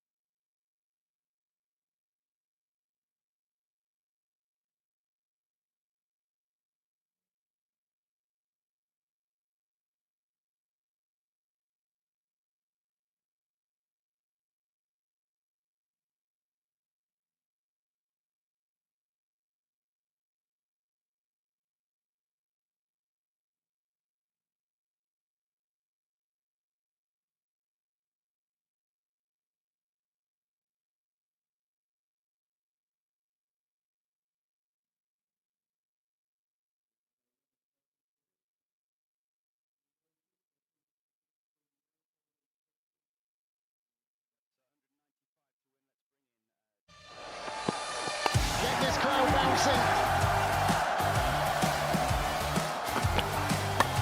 Dispatched. Oh my goodness me! Getting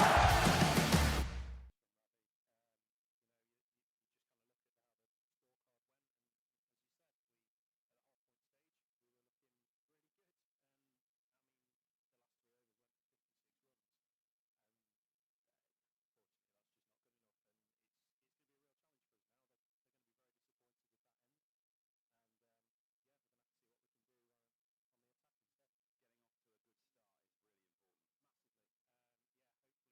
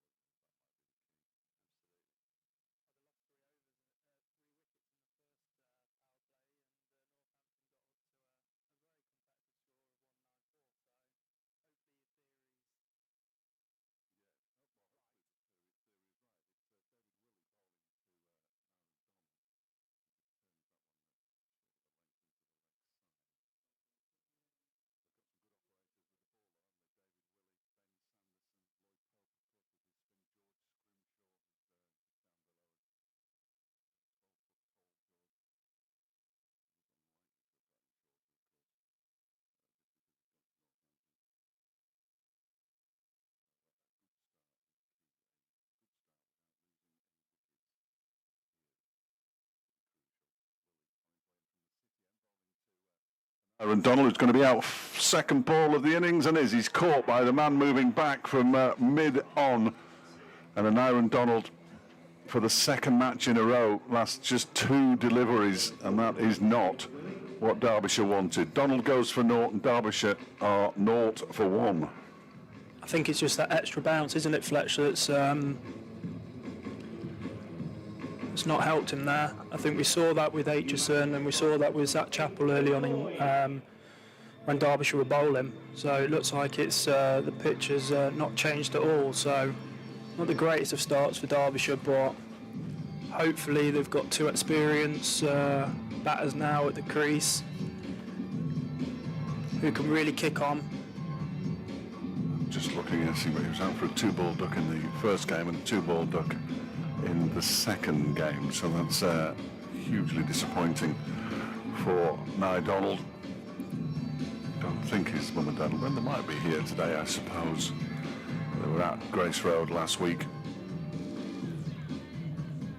And yeah, not the start that Derbyshire were looking for. 0 for 1 then. David Lloyd has got some work to do. Caleb Jewell, bless him, hasn't got his name on the big scoreboard away to our right. There it is. It's back now. And here comes David Willey once again. Left arm over, of course, from the city end. Balls to Lloyd. That one just nips back at him a touch. And he manages to get bat on ball, pushes it out into the offside.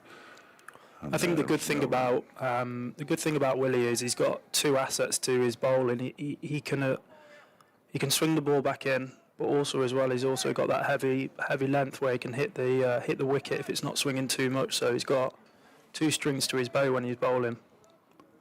Derbyshire have made in excess of 200 against Northamptonshire in T20 cricket down at Wantage Road. As Willie is in, that one's down the leg side, and that'll race away for 4 leg byes, I think. Umpire just signals leg byes now, and Derbyshire up and running 4 for 1. They made 211 for 2 in 2018. I'm fairly sure that was the Callum MacLeod match it was. He made 104 when Madsen made 50, Billy Godwin 29, and some bloke called Critchley made 17 in that game. So I think it was after 4 successive defeats at the start of the season as well, from memory. Here's Willie again, 4 for 1. Neither batter yet to get off the mark, and Lloyd just taps that into the leg side. No need to go mad early on. 6 off the first over, Northamptonshire made, then lost 2 wickets in the second. They were 15 for 2 after 2 overs. So, in fact, they've made what they need to make here twice against Northamptonshire, both at Wantage Road, the other one in 2016.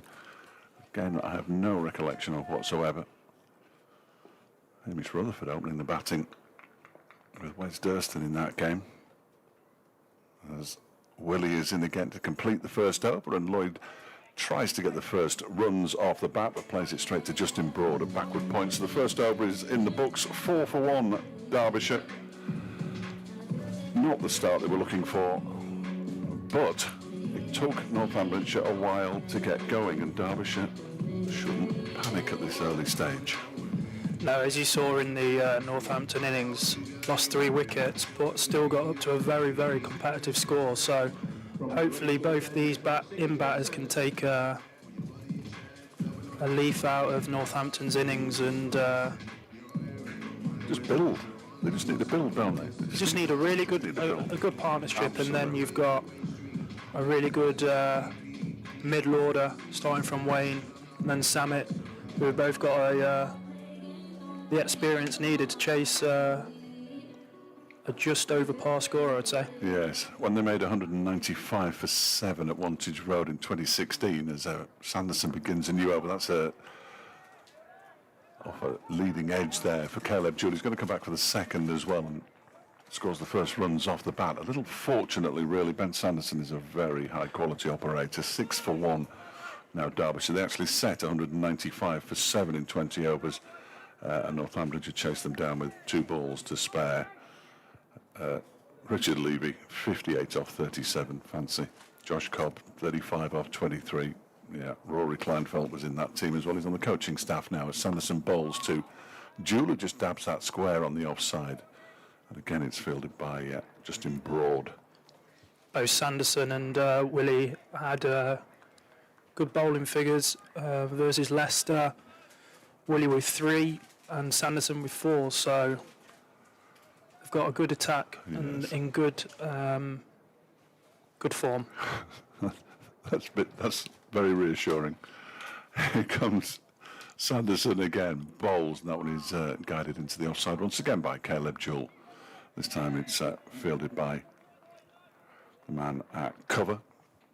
Caleb, with his experience with the Hurricanes, who had a really good campaign in the Big Bash. Hopefully he can bring that experience with him and just carry on his form from the red ball. Well, his red ball form has been sensational. He's got a century and 5 half centuries in the championship as Sanderson bowls to him, and that one lifts on him. Jewell did well not to get any bat on that. Goes through to the wicket keeper McManus. Close though to taking the edge. When the ball gets bowled into the wicket, there's some good carry there. Looking around for a number 14 on my team sheet, and there isn't one. But there is one out there for Northamptonshire. In comes Sanderson again, and that was up and over the man at point and away for the first boundary off the bat for Derbyshire, and Caleb Jewell moves on to 6. Derbyshire 10 for 1 in the second over. It's the time, you don't want to take too many risks in case you lose wickets, but you have to sort of take risks because the field is in. I think with this score as well, it's a fine balance between giving yourself enough chance to build a good partnership. You need a good foundation for chasing this sort of score. Sanderson to bowl the final ball of his first over to Caleb Jewell, who drives it very pleasantly, but that's a fine piece of fielding mid-off that denies him a boundary. David Willey moving across sharply to his left-hand side, gets his left hand to it. Jewell picks up the single and moves on to 7, 11 for 1 after 2 overs. So in terms of where Northamptonshire were, they had got 15 runs, but they'd lost 2 wickets by this point. So even Stephen, I'm going even at the moment. There was some real damage done towards the tail end of the Derbyshire bowling innings. 24 runs coming off the Zach Chappell over. Ben Aitchison his last over went for 15. Pat Brown's last over went for 17. Ravi Bopara doing the damage with 84. Sharing in that stand of 75 with this man, David Willey, who actually set off and seemed to lose his footing. This is the matchup in the power play between Jewell and Willey. See if Jewell can come out on top. Willey bowls to him, and that one is driven into the ground, into the offside, but it's straight to, that's Ravi Bopara, I think, isn't it? It's safe save, I beg your pardon. Where is Ravi? There he is. It's on the on side to the left-hander. 2 men out at third man and a just slightly backward square leg. 11 for 1, chasing a rather mammoth 195 to win. Willey is in and bowls to Jewell, who taps this one into the ground. They're going to go through for the single. Willey fields off his own bowling, but by the time he'd got the ball and got back to his feet, they've gone through for the run in any case. Jewell moves on to 8 at a run of ball. Well, 12 for 1. Only another 183 to win. And a very quiet Central Co-op County Ground this evening. I am disappointed that the roofed stand at the far side of the ground has got new sponsors. I'm going to have to come up with a new name for it. Here comes Willey towards us, bowling from the city end. That's edged and caught, and Lloyd's gone. Nicely taken by Vasconcelos at slip. He chased a wide one, really, David Lloyd, and now Derbyshire have lost their second wicket. They're 12 for 2, and David Lloyd is the second man out for a duck in the innings, and it's starting to look like a very much an uphill struggle from here. Duckworth Lewis Stern suggests they should be on 33 with 2 wickets down. They're actually 12 for 2. It's not going to be easy from here, is it, really? No, there's a bit of an uphill battle now, but let's be optimistic. Northampton did lose 3 wickets in the power play. Still got, obviously, the stalwart of Derbyshire County Cricket Club here, who's He's had a fantastic time here at Derbyshire so far. Well, they don't normally like him batting in the power play, but they've got little option really. Next man in is Samit Patel, and he's not a big fan of batting in the power plays either. So a lot resting on this man's shoulders. Wayne Madsen, his 200th all-format match here at Derby. Remarkable record he's got, and he's going to have to do something pretty special here as Willie comes in and bowls to him, and he pushes that one up to mid-off, and there's no run. It was Matt Breetzker, incidentally, who took the catch to get rid of Aniran Donald, just for completeness. 12 for 2 in the whole heap of trouble here, Derbyshire already. And to start Norton 2, well, not disastrous.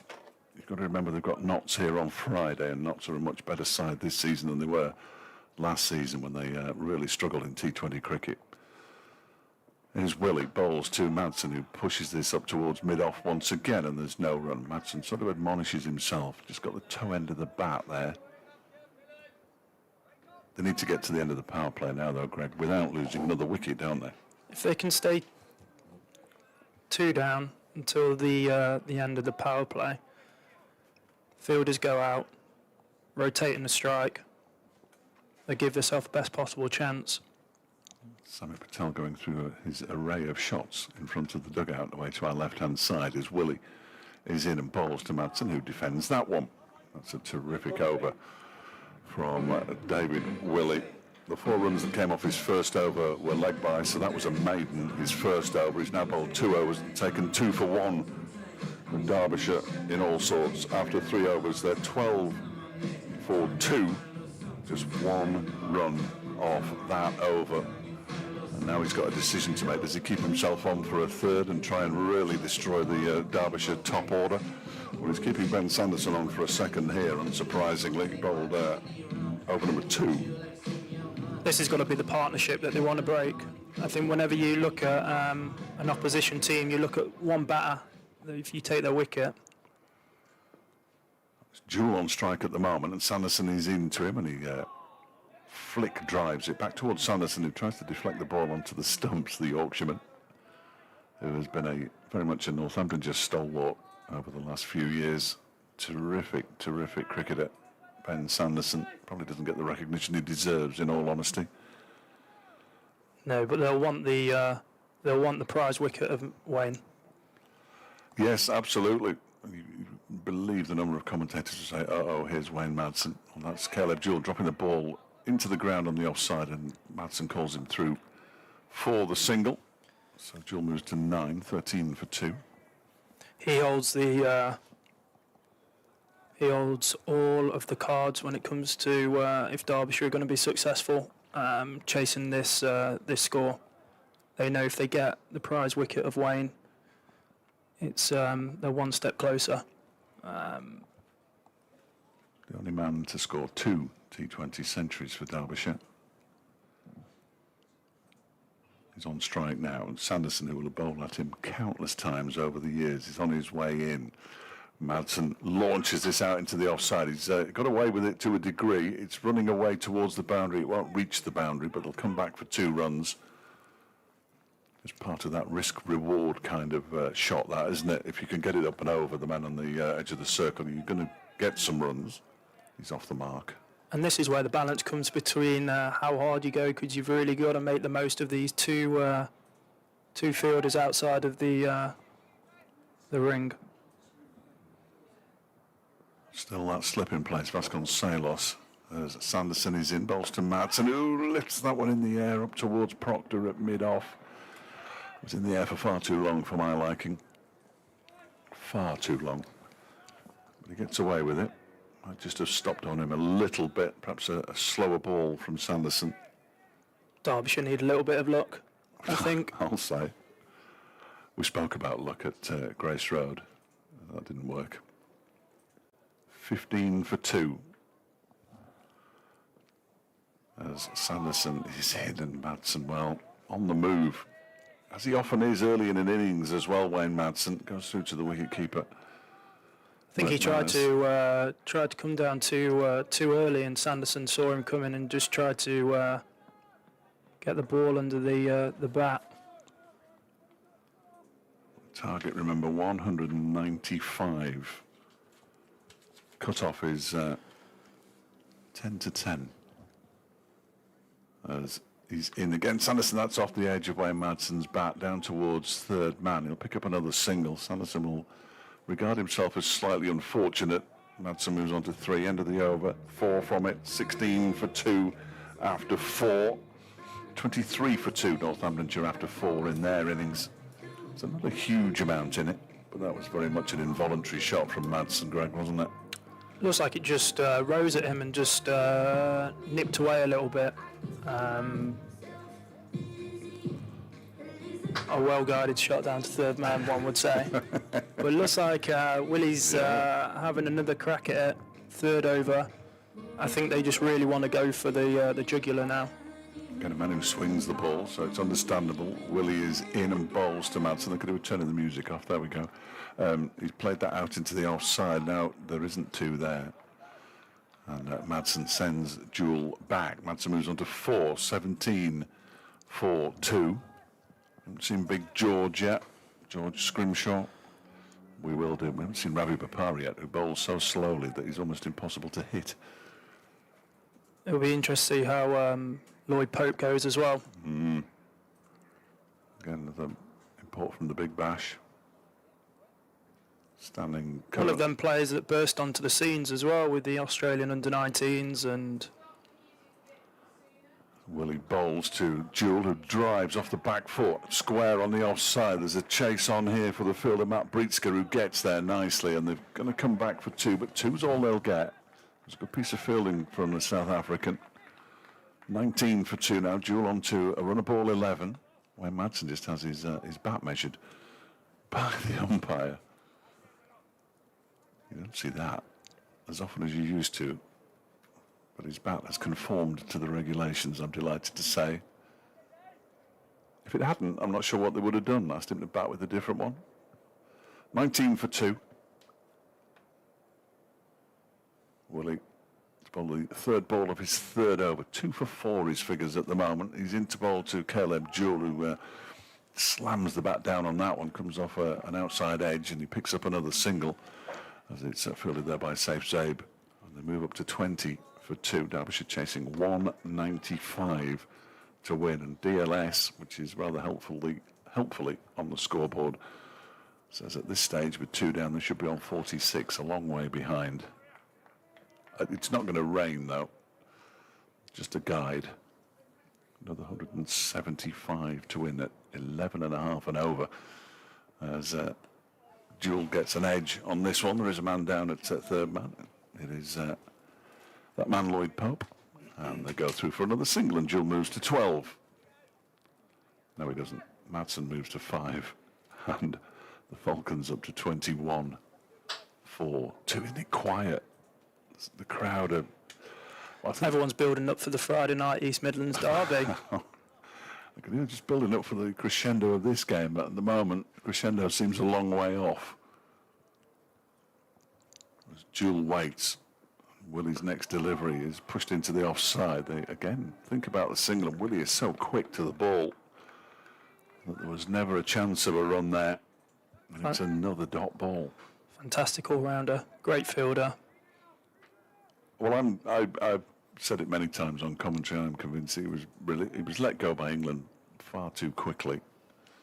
The left arm option was discovered that he was no longer required by England when he was left off the list of contracted players, which seemed a bit harsh. As he's in again now, bowls to Jewel, who placed that one into the ground. He hasn't really got hold of that one. It's a good piece of fielding by the man at mid-on coming around. A single is taken. Jewel moves to 13. End of 5 overs then, 22 for 2. Just 6 runs off that one. And Willie's figures are ludicrous. 3 overs, 1 maiden, 2 for 7. After 5 overs, Northamptonshire were 28 for 3. So again, not much in it in terms of the comparison. And we're going to see something that you don't see very often, but you can understand why we're seeing it. Ben Sanderson is going to bowl 3 straight from the racecourse end, so we will only have seen 2 bowlers in the power play. Unusual. Yeah, old school, but they're both in fantastic form off the back of the last game. Very old school. Jewel waits, and he's launched this one down the ground. There's 6. Listen out for it. There you go. Hits the window just to our left, possibly where the boys on the stream are, but that wouldn't have been far away from them.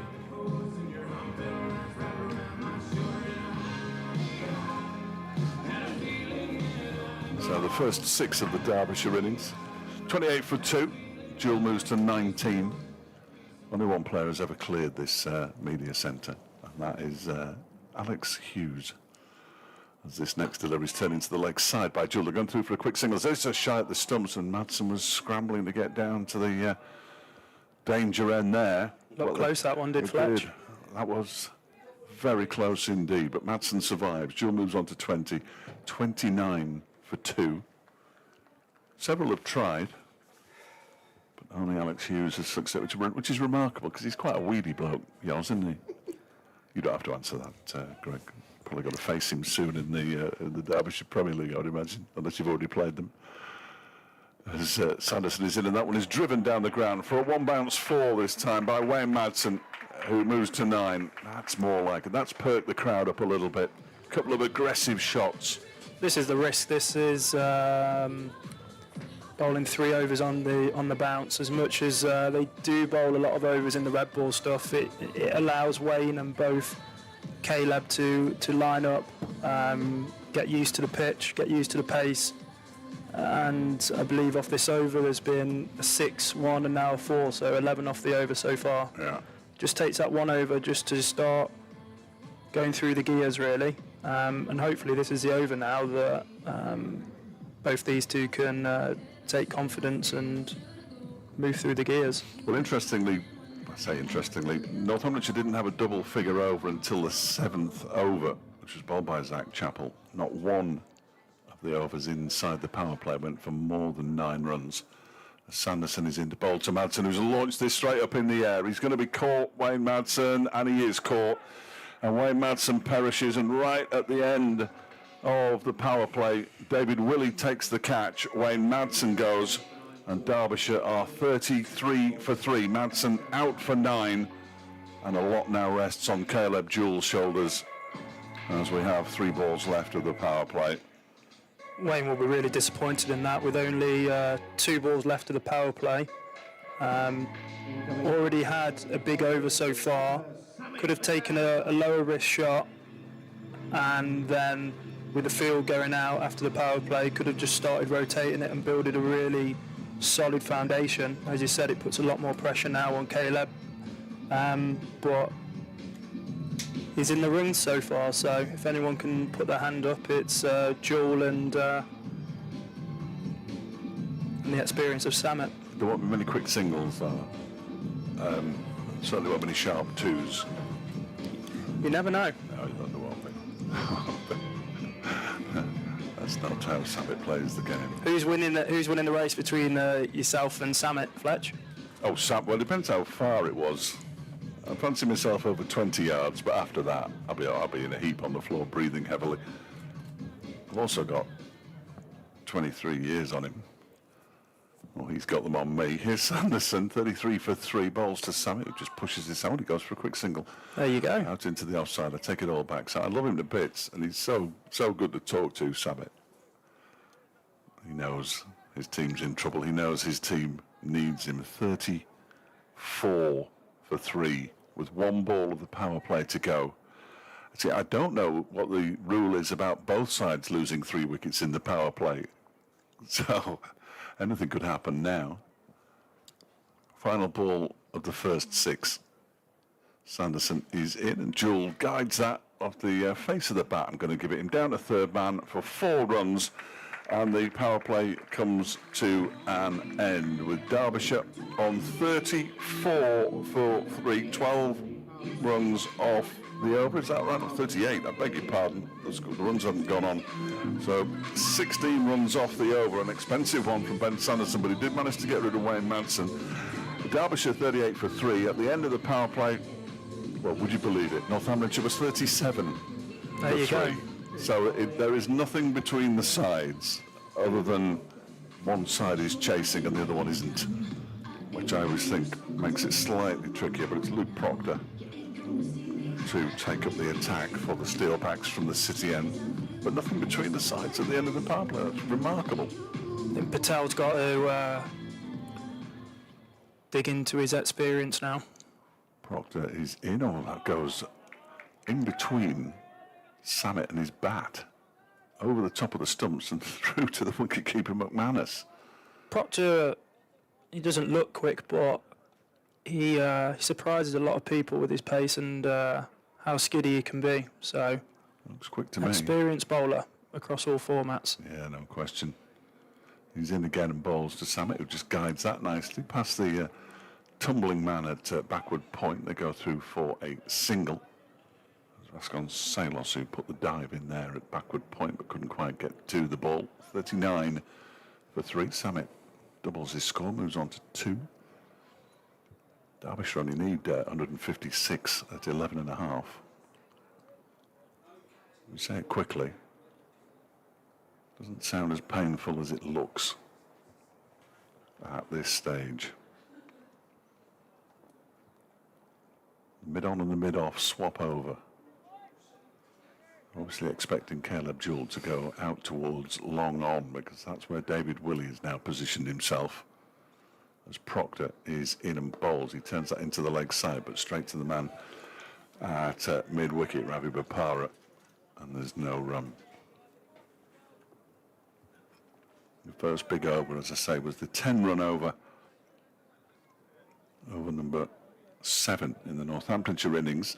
They only got to 65 for 3 at the halfway stage then, so they put on 130 runs in the last 10 overs. Proctor is in, and that one is played off the back foot. That's going through for the quick single. Caleb Jewell running towards the danger end and calls Samet through. He responds. Jewell moves to 25, 40 for 3. I think at the moment that partnership between Willie and Papara could be a match-winning partnership there. 75 runs for the 4th wicket. Those two put on. But also as well, Papara was dropped as well. Yes, Willie was dropped twice as Samet whips this into the leg side, but straight to safe save, and there's no run. Willie, who went on to make 37, was dropped on 18 and then 36. One of them was a fairly easy chance. I think that was the second of the chances, though, so it wasn't too expensive. As Proctor is in and bowls to Samet, who pulls this into the leg side. There is a fielder out on the mid-wicket boundary, so they're only going to get a single. He made a good connection with that, though. Samet Patel, he moves on to 3. 41 for 3 at the end of the over, just 3 runs off that one. So we've had a 1-run over, a 3-run over, and 2 4-run overs. They can have another 5 overs here with limited damage, i.e. no more wickets. They're giving themselves the best possible chance with where they are at the moment. The big hitters, I mean, Ross Whiteley and Martin Anderson came together far too early at Grace Road, because they were 5 down when those two came together, obviously, and it was early on in the innings. Here's George Scrimshaw. No one who was in the ground the night that he bowled that over to beat Lancashire for Derbyshire will ever forget it. And he's going to bowl initially to Samet Patel, who gets the ball that's short outside the off stump. He actually backs away to give himself some room and then finds he can't reach the ball, unfortunately. So it goes through to Lewis McManus. I think George Scrimshaw, probably the tallest bowler out of both sides, will probably be licking his lips on this for this wicket and this pitch. Nice and bouncy for him, isn't it? Nice Just and back of a bouncy. length. Yeah. Shortish run up, George, who's on his way in again now, and this one is straight up in the air off Samet Patel's bat, and the fielder can't quite get there, and it goes for 4 runs. And Scrimshaw's a little unfortunate there in the far distance. It was a valiant attempt to get round to the ball. I think they're going to go hard. They're going to go hard, and they're going to go back of a length at Samet. Yeah. Go on the shorter side. they probably see a vulnerability there when it comes to that short pitch bowling. So I think they've made this match-up for a reason. They got away with one there. Samit Patel, I think it was Vasconcelos in the distance. He couldn't quite get there. And he's in again now to bowl to Samit, and he just crashes that to backward point. There is a man on the backward point boundary. So Samit moves to a runner ball 8, 46 for 3. Brings Caleb Jewell back on to strike. You want your big players. I reckon that if your big players can win 2 games of cricket, you've got Jewell and Donald, Samit and Whiteley, and then Pat Brown with the ball or Ghazanfar, then you're going to win enough games to get through the qualifying. What you have to make sure is when somebody has a day out, that the rest of the team goes with them. It's just stepped away for a moment as Caleb Jewell because they're moving the man a point to backward point, and they've got one on the boundary as well. As in comes Scrimshaw, and that one is whipped off his hips by Caleb Jewell out into the leg side. They're going to come back for the second. There's a slight misfield out there, which enables them to get back comfortably for the second one. Breitska with the slight misfield out in the deep. Jewell moves on to 27, 48 for 3. It's nice to see Scrimshaw back on the park as well. No question. Similar to Ben Aitchison, just been really unlucky with injuries. Fast bowler, both got a lot of potential. It's great to see him Selected for the England squad of some description, might have been the Lions, as Jewell just pulls that one around the corner down to fine leg for a single. When he was at Worcestershire as well, wasn't he, George? From Burton-on-Trent, came up to Derbyshire, had a couple of good seasons, but wasn't happy with what he was offered by all accounts. Picked up by Northamptonshire, then missed most of last season with another back injury. I mean, he's the shape of a person who's going to suffer from a bad back, isn't he? Because he's basically like a matchstick with all the wood shaved off. Some people are just built like that. You look at the likes of Mark Wood, Mark Futter. They're not built too big, but Some are svelte and some are not. It's Scrimshaw in, and Samit again takes a step into the leg side, goes for the big shot and actually gets an under edge. It goes down to fine leg, and George Scrimshaw's first over comes to an end as Derbyshire get to 50 for 3, 7 runs off the over at the same stage. Northamptonshire were 53 for 3, so again nothing in it, but those big overs towards the end. There was one early in the second half of Northamptonshire's innings when Samit Patel went for 19, and a couple of big-ish ones of 15 and 17 before that 24 run over right at the death. Fletch, if these if they have 3 or 4 overs with 15, 20 runs, if not more, they're going to give themselves the best possible chance, and them chances will come. Them bigger scoring overs will come. Derbyshire just need to be there at the time and have the right batters there at the time to capitalise on them poor balls. Keeping wickets in hand, whilst still scoring, of course, but keeping wickets in hand is going to be key if Derbyshire are to have any success here as Proctor begins a new over. That's slapped away by Samit Patel for 4 over the man who's quite a long way inside the circle there at backward point, actually. And away it goes. Vasconcelos, he isn't the tallest, I think it's fair to say. Also a wicket-keeper in another life. And they're generally not the tallest. And Samit moves to 13 off 10, 54 for 3. 141 more runs required, though. I don't suppose you can look at that, can you? You can't look at, well, we still need 141. You've just got to try and accumulate the runs, as many as you can, as Proctor's in again and balls to Samit, who drives him straight back over his head for 4 more. 1 bounce into the permanent temporary stand at the far end of the ground. 8 runs off the first 2 balls.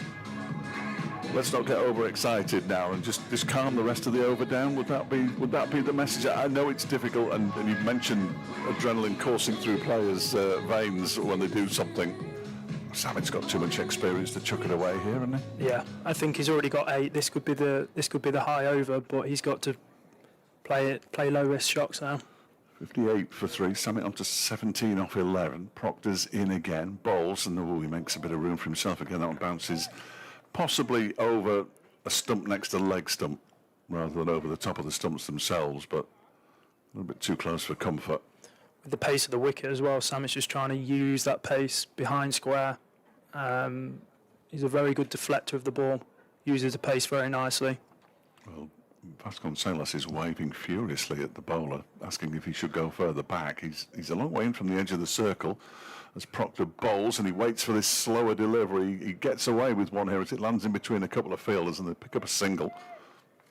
There's almost a stumble there by Justin Broad as he fields as well. Samit moves to 18.59 for 3. Justin Broad represented Germany. Did you know that? Is that right? Yeah. I didn't know that. There you go. So we've got a German international, an Italian international. We had 2 Italian internationals in the last championship game here. As Grant Stewart is the Italian captain, I think.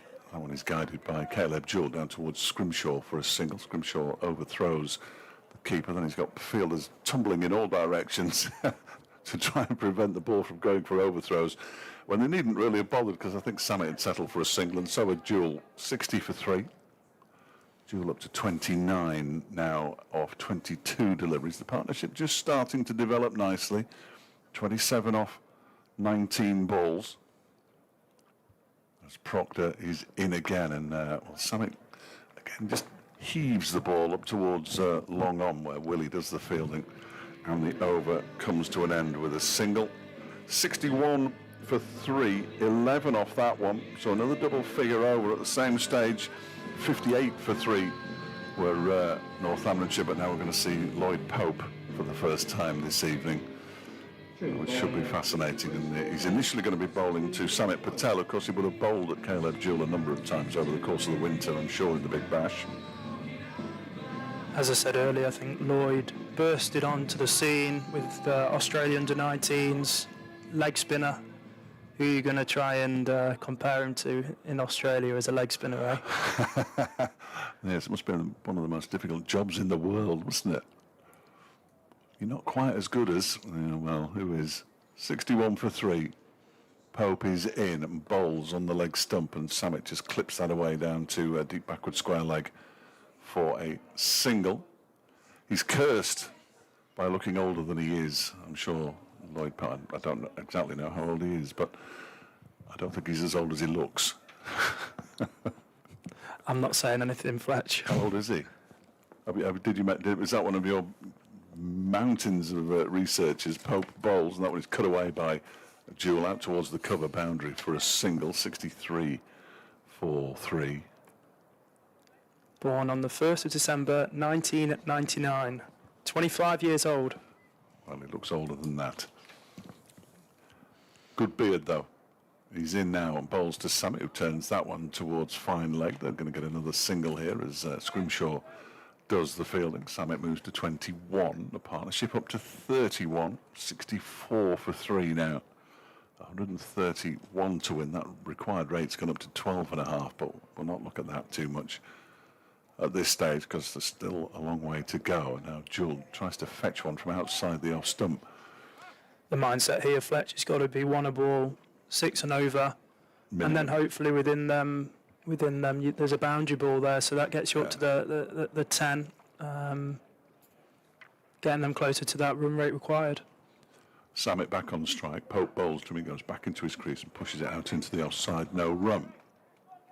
Fielded there by Luke Proctor, who's in extra cover. 65 for 3. Samit's gone for the big shot, and he's got an under edge on it down to a fine leg. That one might have cleared the media centre. Samit finishes the over with his 22nd run.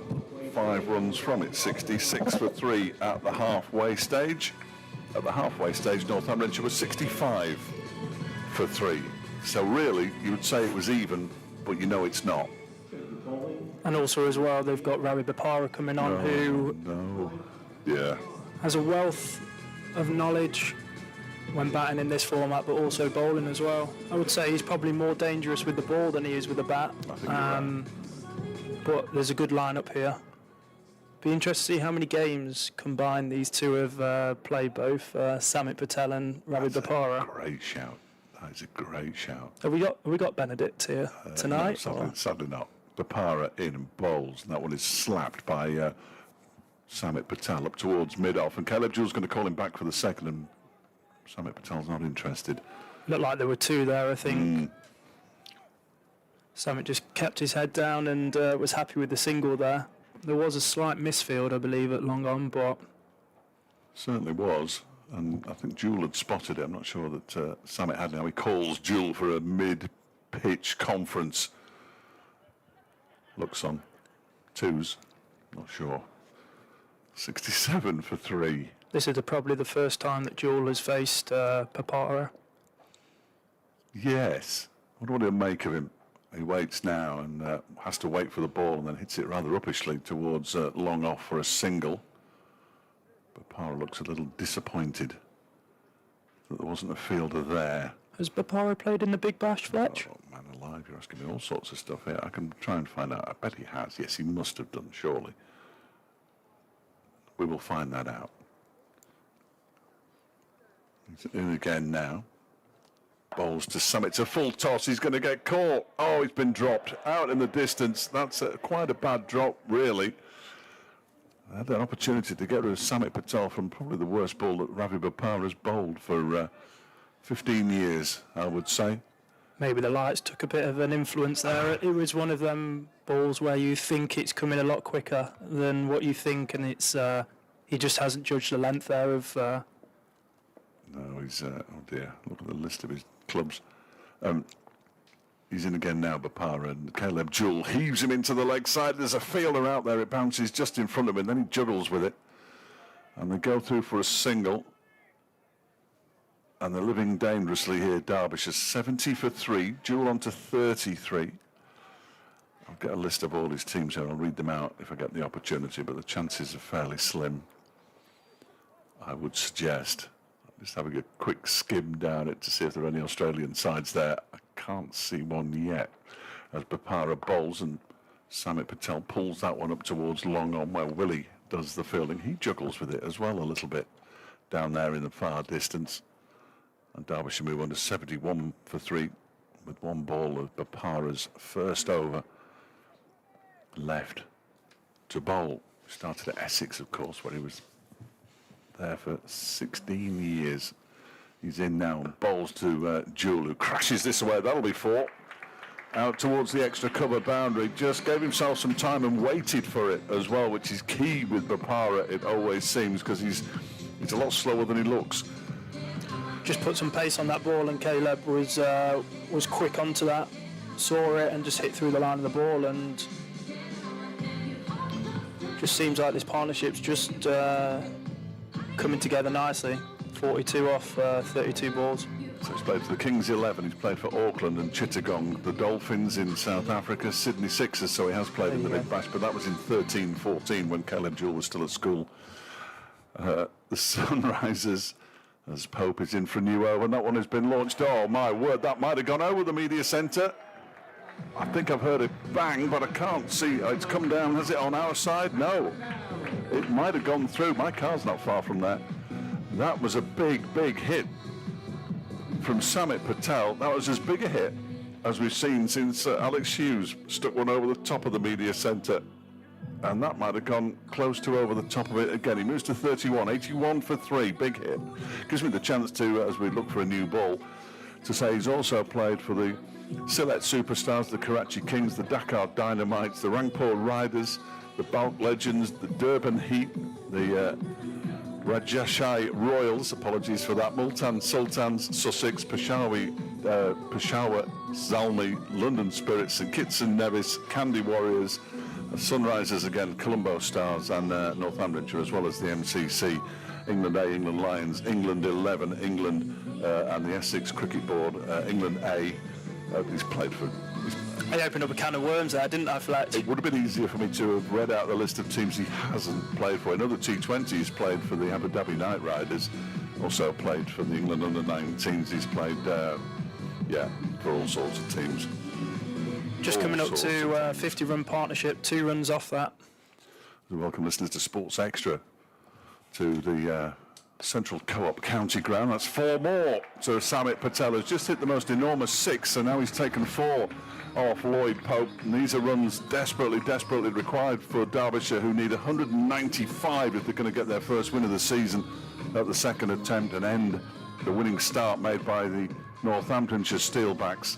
That was another nice shot from Ravi Bopara, and this partnership is up to 52 now as Pope is in. Bopara threatens to advance on him and then plays it out into the offside. This time there's no run as it goes straight to Luke Proctor. The star of the Northamptonshire innings, for those who weren't with us, Ravi Bopara, who made 84 not out, shared in a 75-run stand with David Willey as Pope bowls one down the leg side. That's going to be wides, and it might even be 5 of them as George Scrimshaw chases the ball towards the boundary. Does actually pick it up, but they get back for 2, so that will be 3 more to the total, and that ball will have to be bowled again. This is one of them big overs, Fletch, hopefully. But hopefully indeed. You're listening to BBC Radio Derby's coverage of this game. Myself, Dave Fletcher, and former Derbyshire player Greg Cork. That's a wide delivery as well from Pope. It was quite wide to start with and then turned wider. So more runs to the total. 89 for 3. Now they've pulled this one up towards long on one bounce, taken by Willie down below us, and just a single. But Derbyshire move on to 90 for 3. Samit Patel, 36 from 25. It's almost like watching a Legends game when you've got Bopara bowling to Samit, isn't it, really? But this is a T20 blast match. Leicestershire have already beaten Lancashire by 5 wickets in the half-6 game as Caleb Jewell pushes this one into the offside. Well, it's fielded by Vasconcelos and there's no run. Leicestershire have made an absolute flying start to the blast. They did lose to Northamptonshire. Going well in the second division of the county championship as well as Pope bowls. That one is an attempted cut by Caleb Jewell that beats him.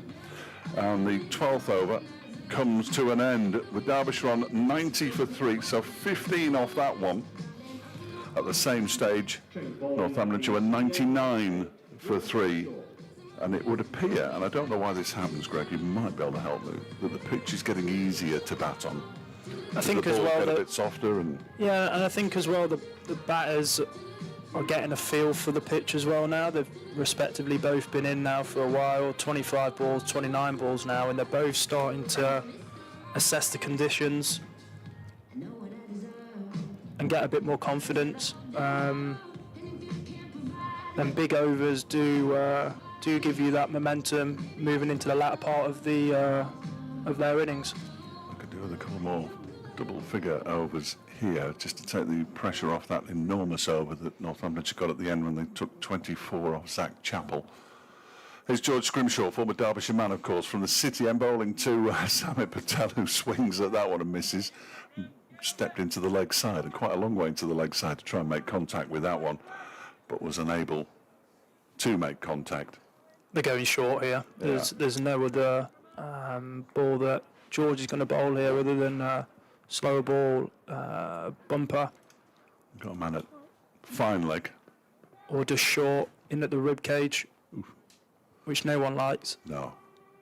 And Lloyd Pope's down at third man down below as they're both quite fine. As this one is, he's stepping into the leg side again, and Scrimshaw has followed him with a short delivery this time. And he makes no contact once again. 2 balls gone, 2 dot balls. David Willey taking Derbyshire's top order apart early on in the power play with 2 for 7, dismissing an Aaron Donald and David Lloyd, both for ducks. And then Wayne Madsen falling to Ben Sanderson. He made 9. These two have put on 57, Samit Patel and Caleb Jewell. Derbyshire now 90 for 3. Still need another 105 runs to win, and we're in the 13th over. Scrimshaw in, and again bowls short, and Samit can't get near it. I think the good thing for Derbyshire is Sanderson and Willey have both bowled 3 overs each. Yes. They've only got 1 over each. I would say them two and Bopara are probably the most dangerous, smart and experienced bowlers that Northampton have got. So that's a big positive that both these batters can take. Scrimshaw has bowled the same delivery 3 times, and Samit's got nowhere near it so far in this over. It's Scrimshaw's second. He's in again, and this time he does make contact with it. Oh, it's a fine piece of fielding at cover, and there's a shy at the stumps as well that misses, and Samit gets through for a single. He must have thought off the bat that was 4. But that is a terrific little piece of fielding by Proctor. George tried to double bluff him there. I think Samit thought all 6 balls were going to come at his rib cage, but I think he's been brave there and double bluffed him, and luckily some fantastic fielding by I think it was Proctor who's just moved across from point to point. He's just wringing his left hand out now, and I'm not surprised because Samit got all of that delivery. Now we'll see how Caleb Jewell deals with the short stuff from Scrimshaw. 91 for 3. Oh, and he's lifted this out into the leg side. Has it got the legs to go all the way? Yes, it has.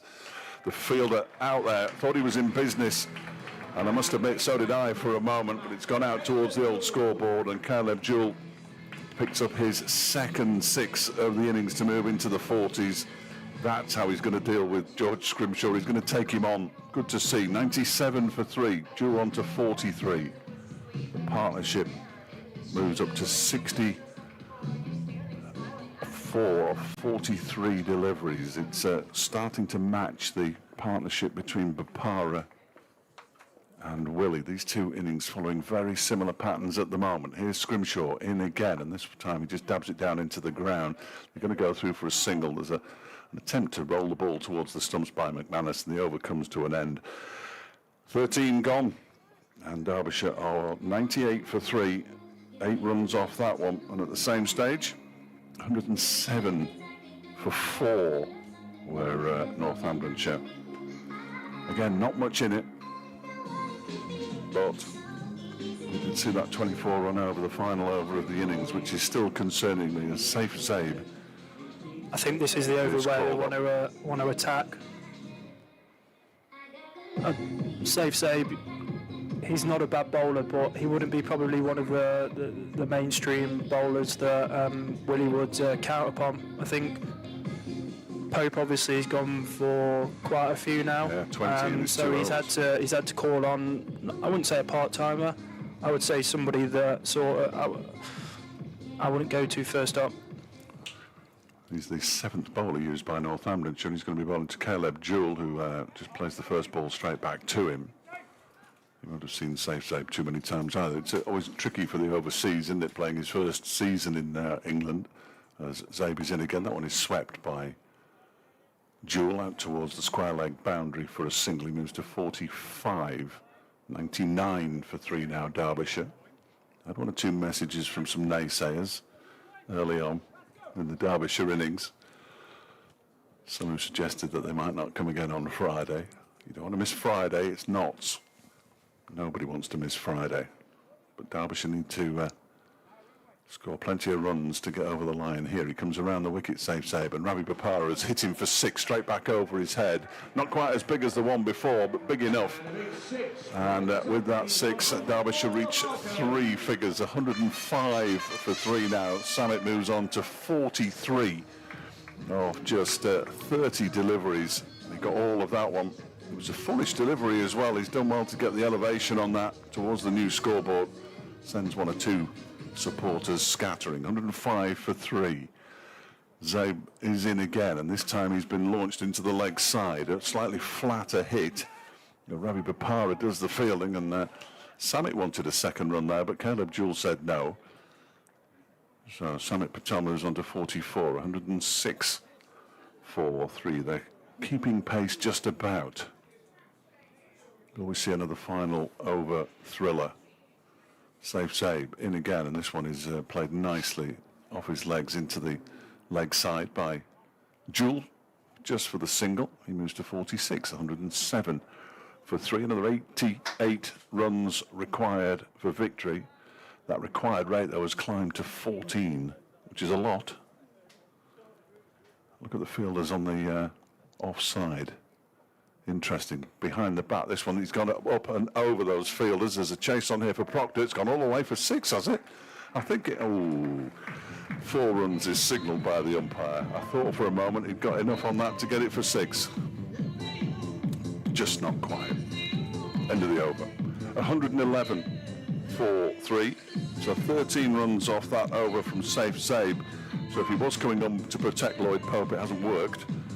No, it hasn't, and I think as well that will put doubt into Willie's mind about who he's going to go for next at this end. I think that was a great over for Derbyshire. Samit plays spin really well and faced majority of the balls at over, and he attacked Pope as well. So There's Ravi back, Ravi Bapara from the City end.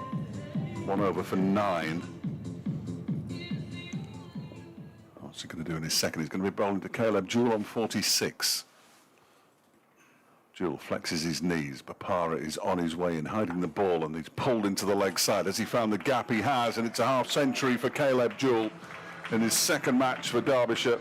Jewell reaches 50 with a pull into the leg side. 35 balls, 4 fours and 2 sixes. I think if these two can keep going for the next couple of overs, they can match Willie and Papara's partnership and take it as deep as possible with Whiteley in the shed still. Partnership up to 82. Bapara in, hides that ball again, and Caleb Jewell waits for it and then can only slap it up to Willie at mid-off, or long off really, not too far in from the boundary. Jewell moves to 51, 116 for 3. The partnership now is worth 83 off 52. Willie and Bapara put on 75, but it's that last over that's troubling me enormously. 24 runs off the last over, in addition to 32 off the previous 2. Bapara is in again. Samit lifts it over his head. That'll be 4. 1 bounce into the permanent temporary stand. And it's a half century for Samit Patel as well. Off 33 balls with that, his 6th 4 and a couple of 6s. And, well, the skipper, the Derbyshire skipper in T20 cricket is matching the opener Caleb Jewell with this partnership moving up to 87. Oof, 120 for 3. Bapara on his way in again, and this one is down the ground, but there is a fielder out there this time, and they're only going to get a single. Samit moves to 53, 121 for 3. You're listening to cricket on BBC Radio Derby, FM, AM, and BBC Sounds.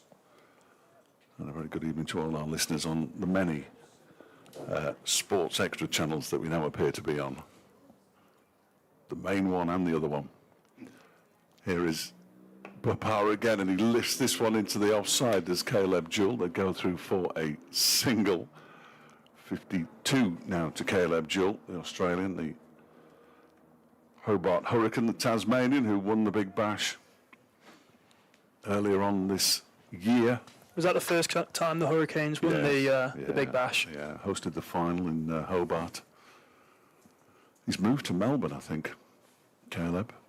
As Bapara's in again, and this time it's over his head, down the ground, 1 bounce, 2, and over the boundary rope for another 4. And Derbyshire end that over on 126 for 3, and that's a big over, 15 runs from it. Just shows how important a big partnership like this is in the match. I think it just shows the wealth of experience that these two have. They haven't panicked. They lost 3 early wickets. I say we. You can say we. You can say I can't. You played for them. I can't say it. So they lost 3 early wickets, and they've just built a really good partnership now. Whiteley's obviously a fantastic finisher who they've still got in the dugout as well, who's done it numerous times, but it'll be a fantastic toss for Patel to win and to get them over the line. Partnership worth 93, 126 for 3 as George Scrimshaw is in, and that one's gone for 6. Caleb Jewell's pulled it round the corner. Vasconcelos would have been interested momentarily, but it's flown over his head into the gap between the members' pavilion and the permanent temporary stand and into the concrete, which won't have done the ball any good at all. And the over starts with a bang from Scrimshaw. Willie and Sanderson having a conversation now. 2 of the most experienced bowlers in the Northampton attack. Probably, Sorry, go on. probably asking who's gonna be bowling what end. Well, the partnership is now worth 99 for the fourth wicket. It's already a record against Northamptonshire, 83 from Billy Godleman and Wayne Madsen back in 2018. On this ground was the previous highest fourth wicket stand for Derbyshire against Northamptonshire. It'll be worth checking the highest overall partnerships, and they're not far away from that. Wavell Hines and Boy Pipe against Lancashire in 2008 put on 103 for the fourth wicket, as did Cross and Madsen in 2014 against Nottinghamshire. There's a lot of pressure on Scrimshaw now, going for 6 off his first ball. James Pipe never mentioned that once when he was the physio here. I can't believe it. You'd have thought he would have done, wouldn't you? It was Gareth Cross and Wayne Madsen at Trent Bridge as well, put on 103. That was back in 2014. As I said, that we're not missing any action, and the music is playing because A, they feel they need to entertain the crowd when the entertainment out in the middle is good enough anyway, and B, the umpires are having a long discussion about this ball. George Scrimshaw is chatting with Ben Sanderson, I think. David Willey's happy with the replacement ball now. It is Ben Sanderson who George Scrimshaw was talking to. 132 for 3. The required rate remains around 13, but in the modern era, as they like to call it, They're not worried about that. they're not worried about it at all. And if you look at Duckworth Lewis Stern, which is on the board, they're only 4 behind, remarkably. So Jewell on 58 waits now as Scrimshaw is into him, and he slapped that into the offside. That's going to be 4 more, although Willie's giving it a good chase, but he's going to lose the race, and it gets to the boundary, and it's 4 more to Jewell, and it's a century stand between these two. Fantastic effort. Already a record against Northamptonshire. And now, having come together at 33, they put on 103. These two, and the crowd is suddenly getting into this game. They were very quiet at the start, Greg, weren't they? Very quiet at the start. Just shows how amazing cricket is. Indeed. 103 off 58 deliveries these two have put on. Caleb Jewell's on 62, 136 for 3. Oh, this one's gone high. Oh, it's gone long as well. The fielder out there, Save was interested for a very, very brief moment, and that's 6 more from Caleb Jewell, and that is a new 4th wicket partnership record for Derbyshire in T20 cricket for these two. 142 for 3. Didn't quite get on the roof of the members' pavilion, but the umpires who've just had a look at the ball, they're going to have another look at the ball now. Umpire Hassan Adnan said, that's all right. Real pressure now on Let's get on Scrimshaw. with it. Real pressure. Consulting with David Willey at the top of his mark now. Well, he's conceded 16 runs off the first 3 deliveries of this over, and he is under enormous pressure. It's hard to imagine that, 3 years ago, George Scrimshaw defended 11 in the last over against Lancashire here at the county ground. You get to the point where you're bowling so many variations, you don't actually know which one's which, Yes. and a lot of the time you're just hoping and praying that you're going to get a dot ball. 142 for 3, required rate below 12 now as Scrimshaw is in, and Jewell gives himself a little bit of room and plays it straight back to Scrimshaw in the largest anticlimax of the evening so far. I think the thing that you've got to think about is both these batters are have two completely different strengths. Caleb, obviously coming from Australia, is used to that bouncy, quicker sort of wicket, compared to Samit, who's very, very good at facing spin and playing spin. So George has to be a bit more intelligent here when it comes to sort of what sort of batter he's bowling at. He's got a fair amount of experience nowadays, George Scrimshaw. And he sets off bowling from the racecourse end to Caleb Jewell, who just slaps that out into the offside. He fancies 2 here, but I think there's only going to be 1. Samit had decided there was only going to be 1 from the moment it left Caleb Jewell's bat. Jewell moves on to 69, 143 for 3, 52 to win. And we're in the 16th over, 1 more ball of the 16th over. So off 4 overs, 52. These days, it's nothing. Nothing. What does his dugout look like, Fletch? Are they all getting ready? Is Whiteley getting his kit on? I can't. Well, my eyes aren't good enough to see. Actually, these lights don't make it any easier either. They don't look like they're too concerned. You have some people in there that don't like moving, very superstitious. Yes. Well, Ed Dawes, who's presenting tonight, has already moved 3 times. Here's Scrimshaw to bowl at the end of his, or the final ball of his third over, and Samet manages to lay bat on ball, picks up a single, end of the over. What a good one for Derbyshire. 144 for 3 at the end of the over. They're there or thereabouts with the Duckworth Lewis now. Well, at the same stage, Northamptonshire were 127 for 5. It's still that final over that's the concern, the one that went for 24. Whenever these two are out there, though, they have an opportunity. It might be time to do the little countdown on me. I can't do it in my head, so I might have to get a bit of paper to do it, but we'll count it down. They still need 51 to win, and they have 24 balls in which to get them. And Luke Proctor is back for his third over from the city, and he's just moving his field around a little bit. Sanderson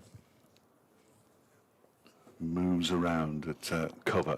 Proctor is in, and Samet Patel pulls him into the leg side for a single. 50 to win, 23 balls in which to get them. Patel on 59 and Jewell on 69. The partnership worth 112. We'll have to look at the highest partnerships ever. They could get there. They could get there. I'm not going to say what it was. But Harry Kame and Tom Wood were involved in it. In comes Proctor again. He waits for the ball to arrive. Caleb Jewell then slaps it out towards the extra cover boundary. 1 bounce, 2, and the fielder watches for the spin very nicely. And they come back for a second. Jewell moves on to 71. 48 of 22. They're still holding back Ravi Bapara for 2 more overs, aren't they? Probably will be bowling the last 2 overs of the match. It's just worries me enormously.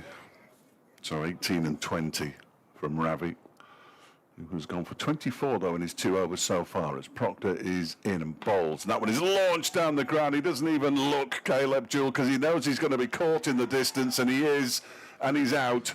And Caleb Jewell's innings comes to an end, and that could be a massive blow. He makes 71, but Derbyshire lose their 4th wicket at 147, still needing 48 to win. And now they only have 21 balls in which to get them. Decent innings, but he'll be hugely disappointed, Greg, to have got out at this point. Yeah, he will be. He'll be gutted about that. But he's given Derbyshire a chance. And now I believe Ross is in. Yeah, looks like Ross Whiteley. Who's been in these situations before and has had match-winning performances from these sort of positions. So against Notts last year, he had a very fine knock. It's the first wicket that's fallen since the 6th over. The partnership ends up being 114 off 65 balls for the 4th wicket, a new record for Derbyshire. And I think as well, Ross has got a bit of time. Give himself a bit of time. He doesn't have to go from ball 1. He can give himself enough time. He can easily maximise on a high-scoring over. He's on strike, well, as he would be, of course. This is the new batter, and Proctor is on his way in. Bowls to him, and he guides that one out into the offside. There'll be a single there, out towards the cover boundary. 148 for 4 as Whiteley gets off the mark, first ball. 20 balls left now, though. And still 47 runs required. Over to you, Samet Patel. Derbyshire skipper. In comes Proctor, and that one's a slower bouncer that absolutely foxes Samet completely. And now they have 19 balls left. And they still need 47 runs to win. 148 for 4, chasing 195 as Proctor's in again this time. Oh, that's huge from Samet Patel out towards the mid-wicket boundary. That's gone almost as far as the advertising boards, which are 20 yards beyond the boundary row. That is big from Samet Patel, and exactly what was needed. 41 off the last 3 overs now required as Derbyshire move on to 154 for 4, 10 runs off the over. And here's David Willey back, which means that Papara can only bowl 3. That's interesting. Will he bowl over 19 or will he bowl over 20? Willey, 3 overs, 1 maiden, 2 for 7. They're not bad figures. It will be either Sanderson or Of course, they've got Sanderson on there. Sanderson and Papara. Yeah, looks like it. and these 3 will finish off the innings now. Whiteley on strike as Willie's on his way in from the racecourse end, bowls to him, and he just guides that up towards mid-off. And they go through for a single. Papara does the fielding. 155 for 4, 40 off 17. The tension. I think that's why the crowd is so quiet. Zach Chappell has just emerged from the changing room with his bat. He would come in after Martin Anderson, who's next man in. What do you reckon the most amount of runs you want going into the last over, Fletch? 16. I'd stretch it to 18, but I wouldn't want any more than that, would you? Is that if you were batting? If I was batting, we put it down in the loss column straight away. Batting wasn't my thing. 155 for 4. As Willie's on his way in to bowl to Samet, who gets an edge and gets 4 runs. He gets away with that, really, but nobody inside the Central Co-op County Ground really cares. 159 for 4. It's 36 now off 16. They're going to have to take risks like that if they're going to get across the line here, Derbyshire. Samit Patel moves on to 69 not out off just 40 deliveries. That was his 8th 4. He's got 3 6s to go with those 8 4s. He's destroyed David Willey's figures and he's now only got 2 for 12 off 3.2. He's on his way in again, the former England man. Left arm over the wicket, and that one is off an inside edge, really, as he tries to drive it. Picks up a single. They need 35 off 15, 160 for 4. And the 2 batters have a little bit of a chat, a long-distance chat, as Ross Whiteley pretends to do some gardening. A lot on his shoulders, but this is the kind of situation that Ross Whiteley was brought back to the club to try to sort out, and Willey stops 3/4 of the way through his run-up. Ross is a match winner, and he's had that experience. He's got that wealth of experience. Really successful campaign at Hampshire as well. Indeed, he's won the Blast a couple of times with 2 different clubs, and he gets an inside edge and gets 4 runs for it down towards fine leg. All his experience came to the fore there. 31 off 14 now. Maybe this is a look that Derbyshire need to get their campaign going, to get some points on the board. I think if you're going to chase down 195, you're going to need a little bit of luck. You said it earlier, didn't you? They're going to need some luck. They didn't get much at Grace Road. Well, they got a little bit here. Whiteley moves on to 6, 164 for 4, 31 off 14. Willey with 2 balls of his spell remaining on his way in. And bowls wide of the off stump, and they can only get a single from that one as Whiteley ended up stretching for it rather. 30 off 13. This is a big ball, I think. If this is a boundary, then it puts Derbyshire. I'd like it to clear the rope, I've got to say. I think 24 off 12 balls is within most teams' wheelhouse. What's the opposite of the commentator's curse, Fletch? I'm not sure there is one. But there's no real commentator's curse. That's the thing, Greg. It doesn't exist. In comes Willey again. That's right on target, that, and it's driven out into the offside for a single by Samit Patel. He moves on to 71. 166 for 4 at the end of the over. 12 runs from it. But the key thing is now they have 12 balls left and they need 29 runs to win. Can they do it for what would be an astonishing run chase from Derbyshire? It looks like it's Proctor who's taken his jumper off, so they're not relying on Sanderson. Well, Sanderson or Papara are not going to bowl there. Well, Sanderson might bowl his full quota, Yeah, but Papara Papara won't. 2 overs for 24, Ravi Papara, which is very un-Ravi Papara-like. So this is a risk, this over is. This is the one that has to go. They don't want to leave too many in the last over. Proctor in, and that one has gone straight up in the air. I don't know what it's come off, but it's gone for 4. Something's down below us, and it's come off Samit Patel's bat somehow. He's got his back to us. I wasn't sure if it had come off some part of his body, but it came off his bat. He moves on to 74 now, and they need 25 off 11. He looks back there, Samit Patel, after playing this shot, and can't quite believe that it's ended up where it's ended up. But this has been a terrific knock from Samit. 75 off 43, 170 for 4. Proctor's on his way in again, and that one is right in the block hole, and Samit can do nothing about it. And the ball dribbles out into the leg side, off his bat. No, it wasn't. It was off his pad. Leg by signalled. 171, and it's 24 off 10. So they need another, what? 6, 8 runs off. Yeah, it's still there, isn't it? They got 24 off the last over. That might prove to be the difference. And they were scored by Ravi Bapara. Proctor's in, and he bowls wide of the off stump. It was a slower attempted Yorker, wide Yorker, and he only gets a single there, Ross Whiteley. 172 for 4, 23 off 9 now. Very well executed wide Yorker there. Knows where Ross wants it and bowled it wide of the... Couldn't have been further away from where Ross would have liked it, could it? Yeah, as close to the wide line as possible, so... 172 for 4. Proctor's in again, and this time he's got hold of it. Is it going to be caught on the boundary? No, it's gone for 6. Samit Patel clears the rope again. It's the 4th time he's cleared the rope. He moves to 81. It's 17 off 8. Big 2 balls coming up now from Luke Proctor. Just about got enough of that one, Greg. And that's a risk that Willie took. He went with somebody who's not got as much experience in white ball as maybe Sanderson or Bapara. Certainly not bowling at the death. No.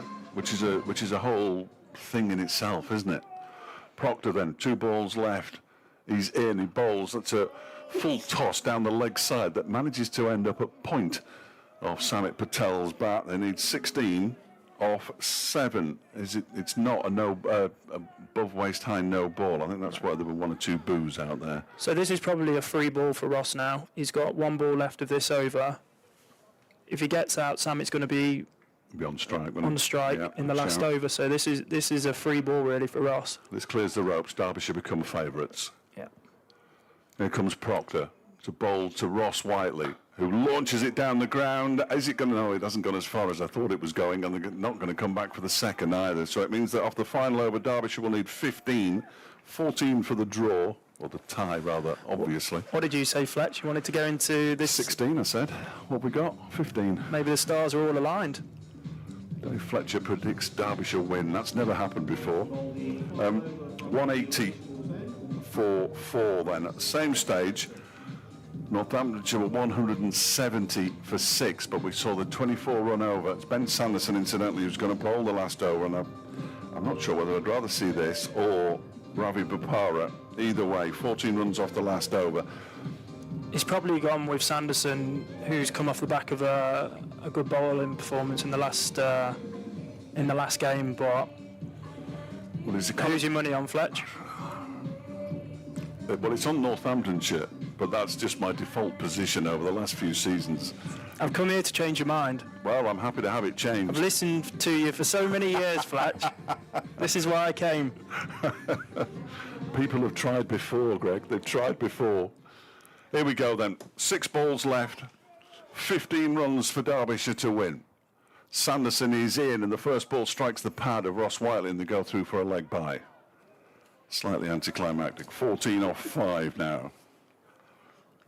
Northamptonshire, it just swings, the pendulum just swings slightly back in their favour. They'll take their time. The cut-off was 9:54. You can hear reaction tomorrow evening in Sports Scene at 6, of course, to whatever happens in these remaining 5 deliveries. And we'll be back on Friday on BBC Radio Derby on AM, FM and DAB for the big game against the Notts Outlaws. 181 for 4, 14 to win, 5 balls left. You could hear a pin drop inside the Central Co-op County Ground as this next delivery is wide of the off stump. He takes a step into the leg side. It's 14 off 4 now. All remaining deliveries have to go to the boundary. Listen to the silence. There's a decent crowd inside the ground. Everybody is on the edge of their seats as Sanderson turns at the top of his mark. He's on his way in to bowl, and that one is a slower delivery and beats Samit Patel, and it's now 14 off 3, and one of them has to clear the ropes, and Northamptonshire are going to win this game by the looks of it, by the skin of their teeth. Very good bowling there from Sanderson. Looks like he's taken all the pace off there. So Samit, who's a type of batter who likes to have pace on the ball. 3 sixes would do it, though. And sometimes as well, when you go into the final over, you try and hit it too hard and overhit it and just lose your base. Big ball this, Sanderson in and bowls to Samit, who just plays it straight back to him. And the victory, barring any disasters from Sanderson, is Northamptonshire's. Derbyshire will be no wins from their first 2 matches. Northamptonshire will be 3 from 3 in the win column, and serious contenders to make it through to the knockout stages from the North Group, even at this early stage. 14 off 2. Well, it can't be done. Well, it can be done, but it won't be done. Sanderson's not going to overstep. 1 or 2 leave the permanent temporary stand to make an early exit. Sanderson on his way in, bowls, and that one is just guided into the offside for a single. There is a shy at the stumps. Whiteley gets there, but they need 13 off the final ball, and they're not going to do it. It's a real shame. Derbyshire gave this a good go with that 114-run partnership for the 4th wicket between Caleb Jewell and Samit Patel. Samit Patel, despite 83 off 50, and Caleb Jewell 71 off 44, are going to make it 2 defeats in a row to start the competition. Sanderson in to bowl the final ball of the contest. It's lifted into the leg side for 6, but it matters not. They finish on 188, Derbyshire, and they have lost this one by 7 runs, 6 runs, 6 runs to Northamptonshire. Samit Patel, well, he can barely bring himself to shake people's hands. He will do. He's hugely disappointed, I'm sure, Samit Patel. But Derbyshire now 2 defeats from 2 matches, and it turns Fridays into a huge game, but just not quite good enough tonight, Greg. No, you're right. I think them couple of overs, back end of Derbyshire's bowling innings was really got them over. Really got Northampton over the line there. It was always a tough ask, but Derbyshire can take a lot of positives there, trying to chase down an over score or an over total par. Over par total. Sorry. I know what you're talking about.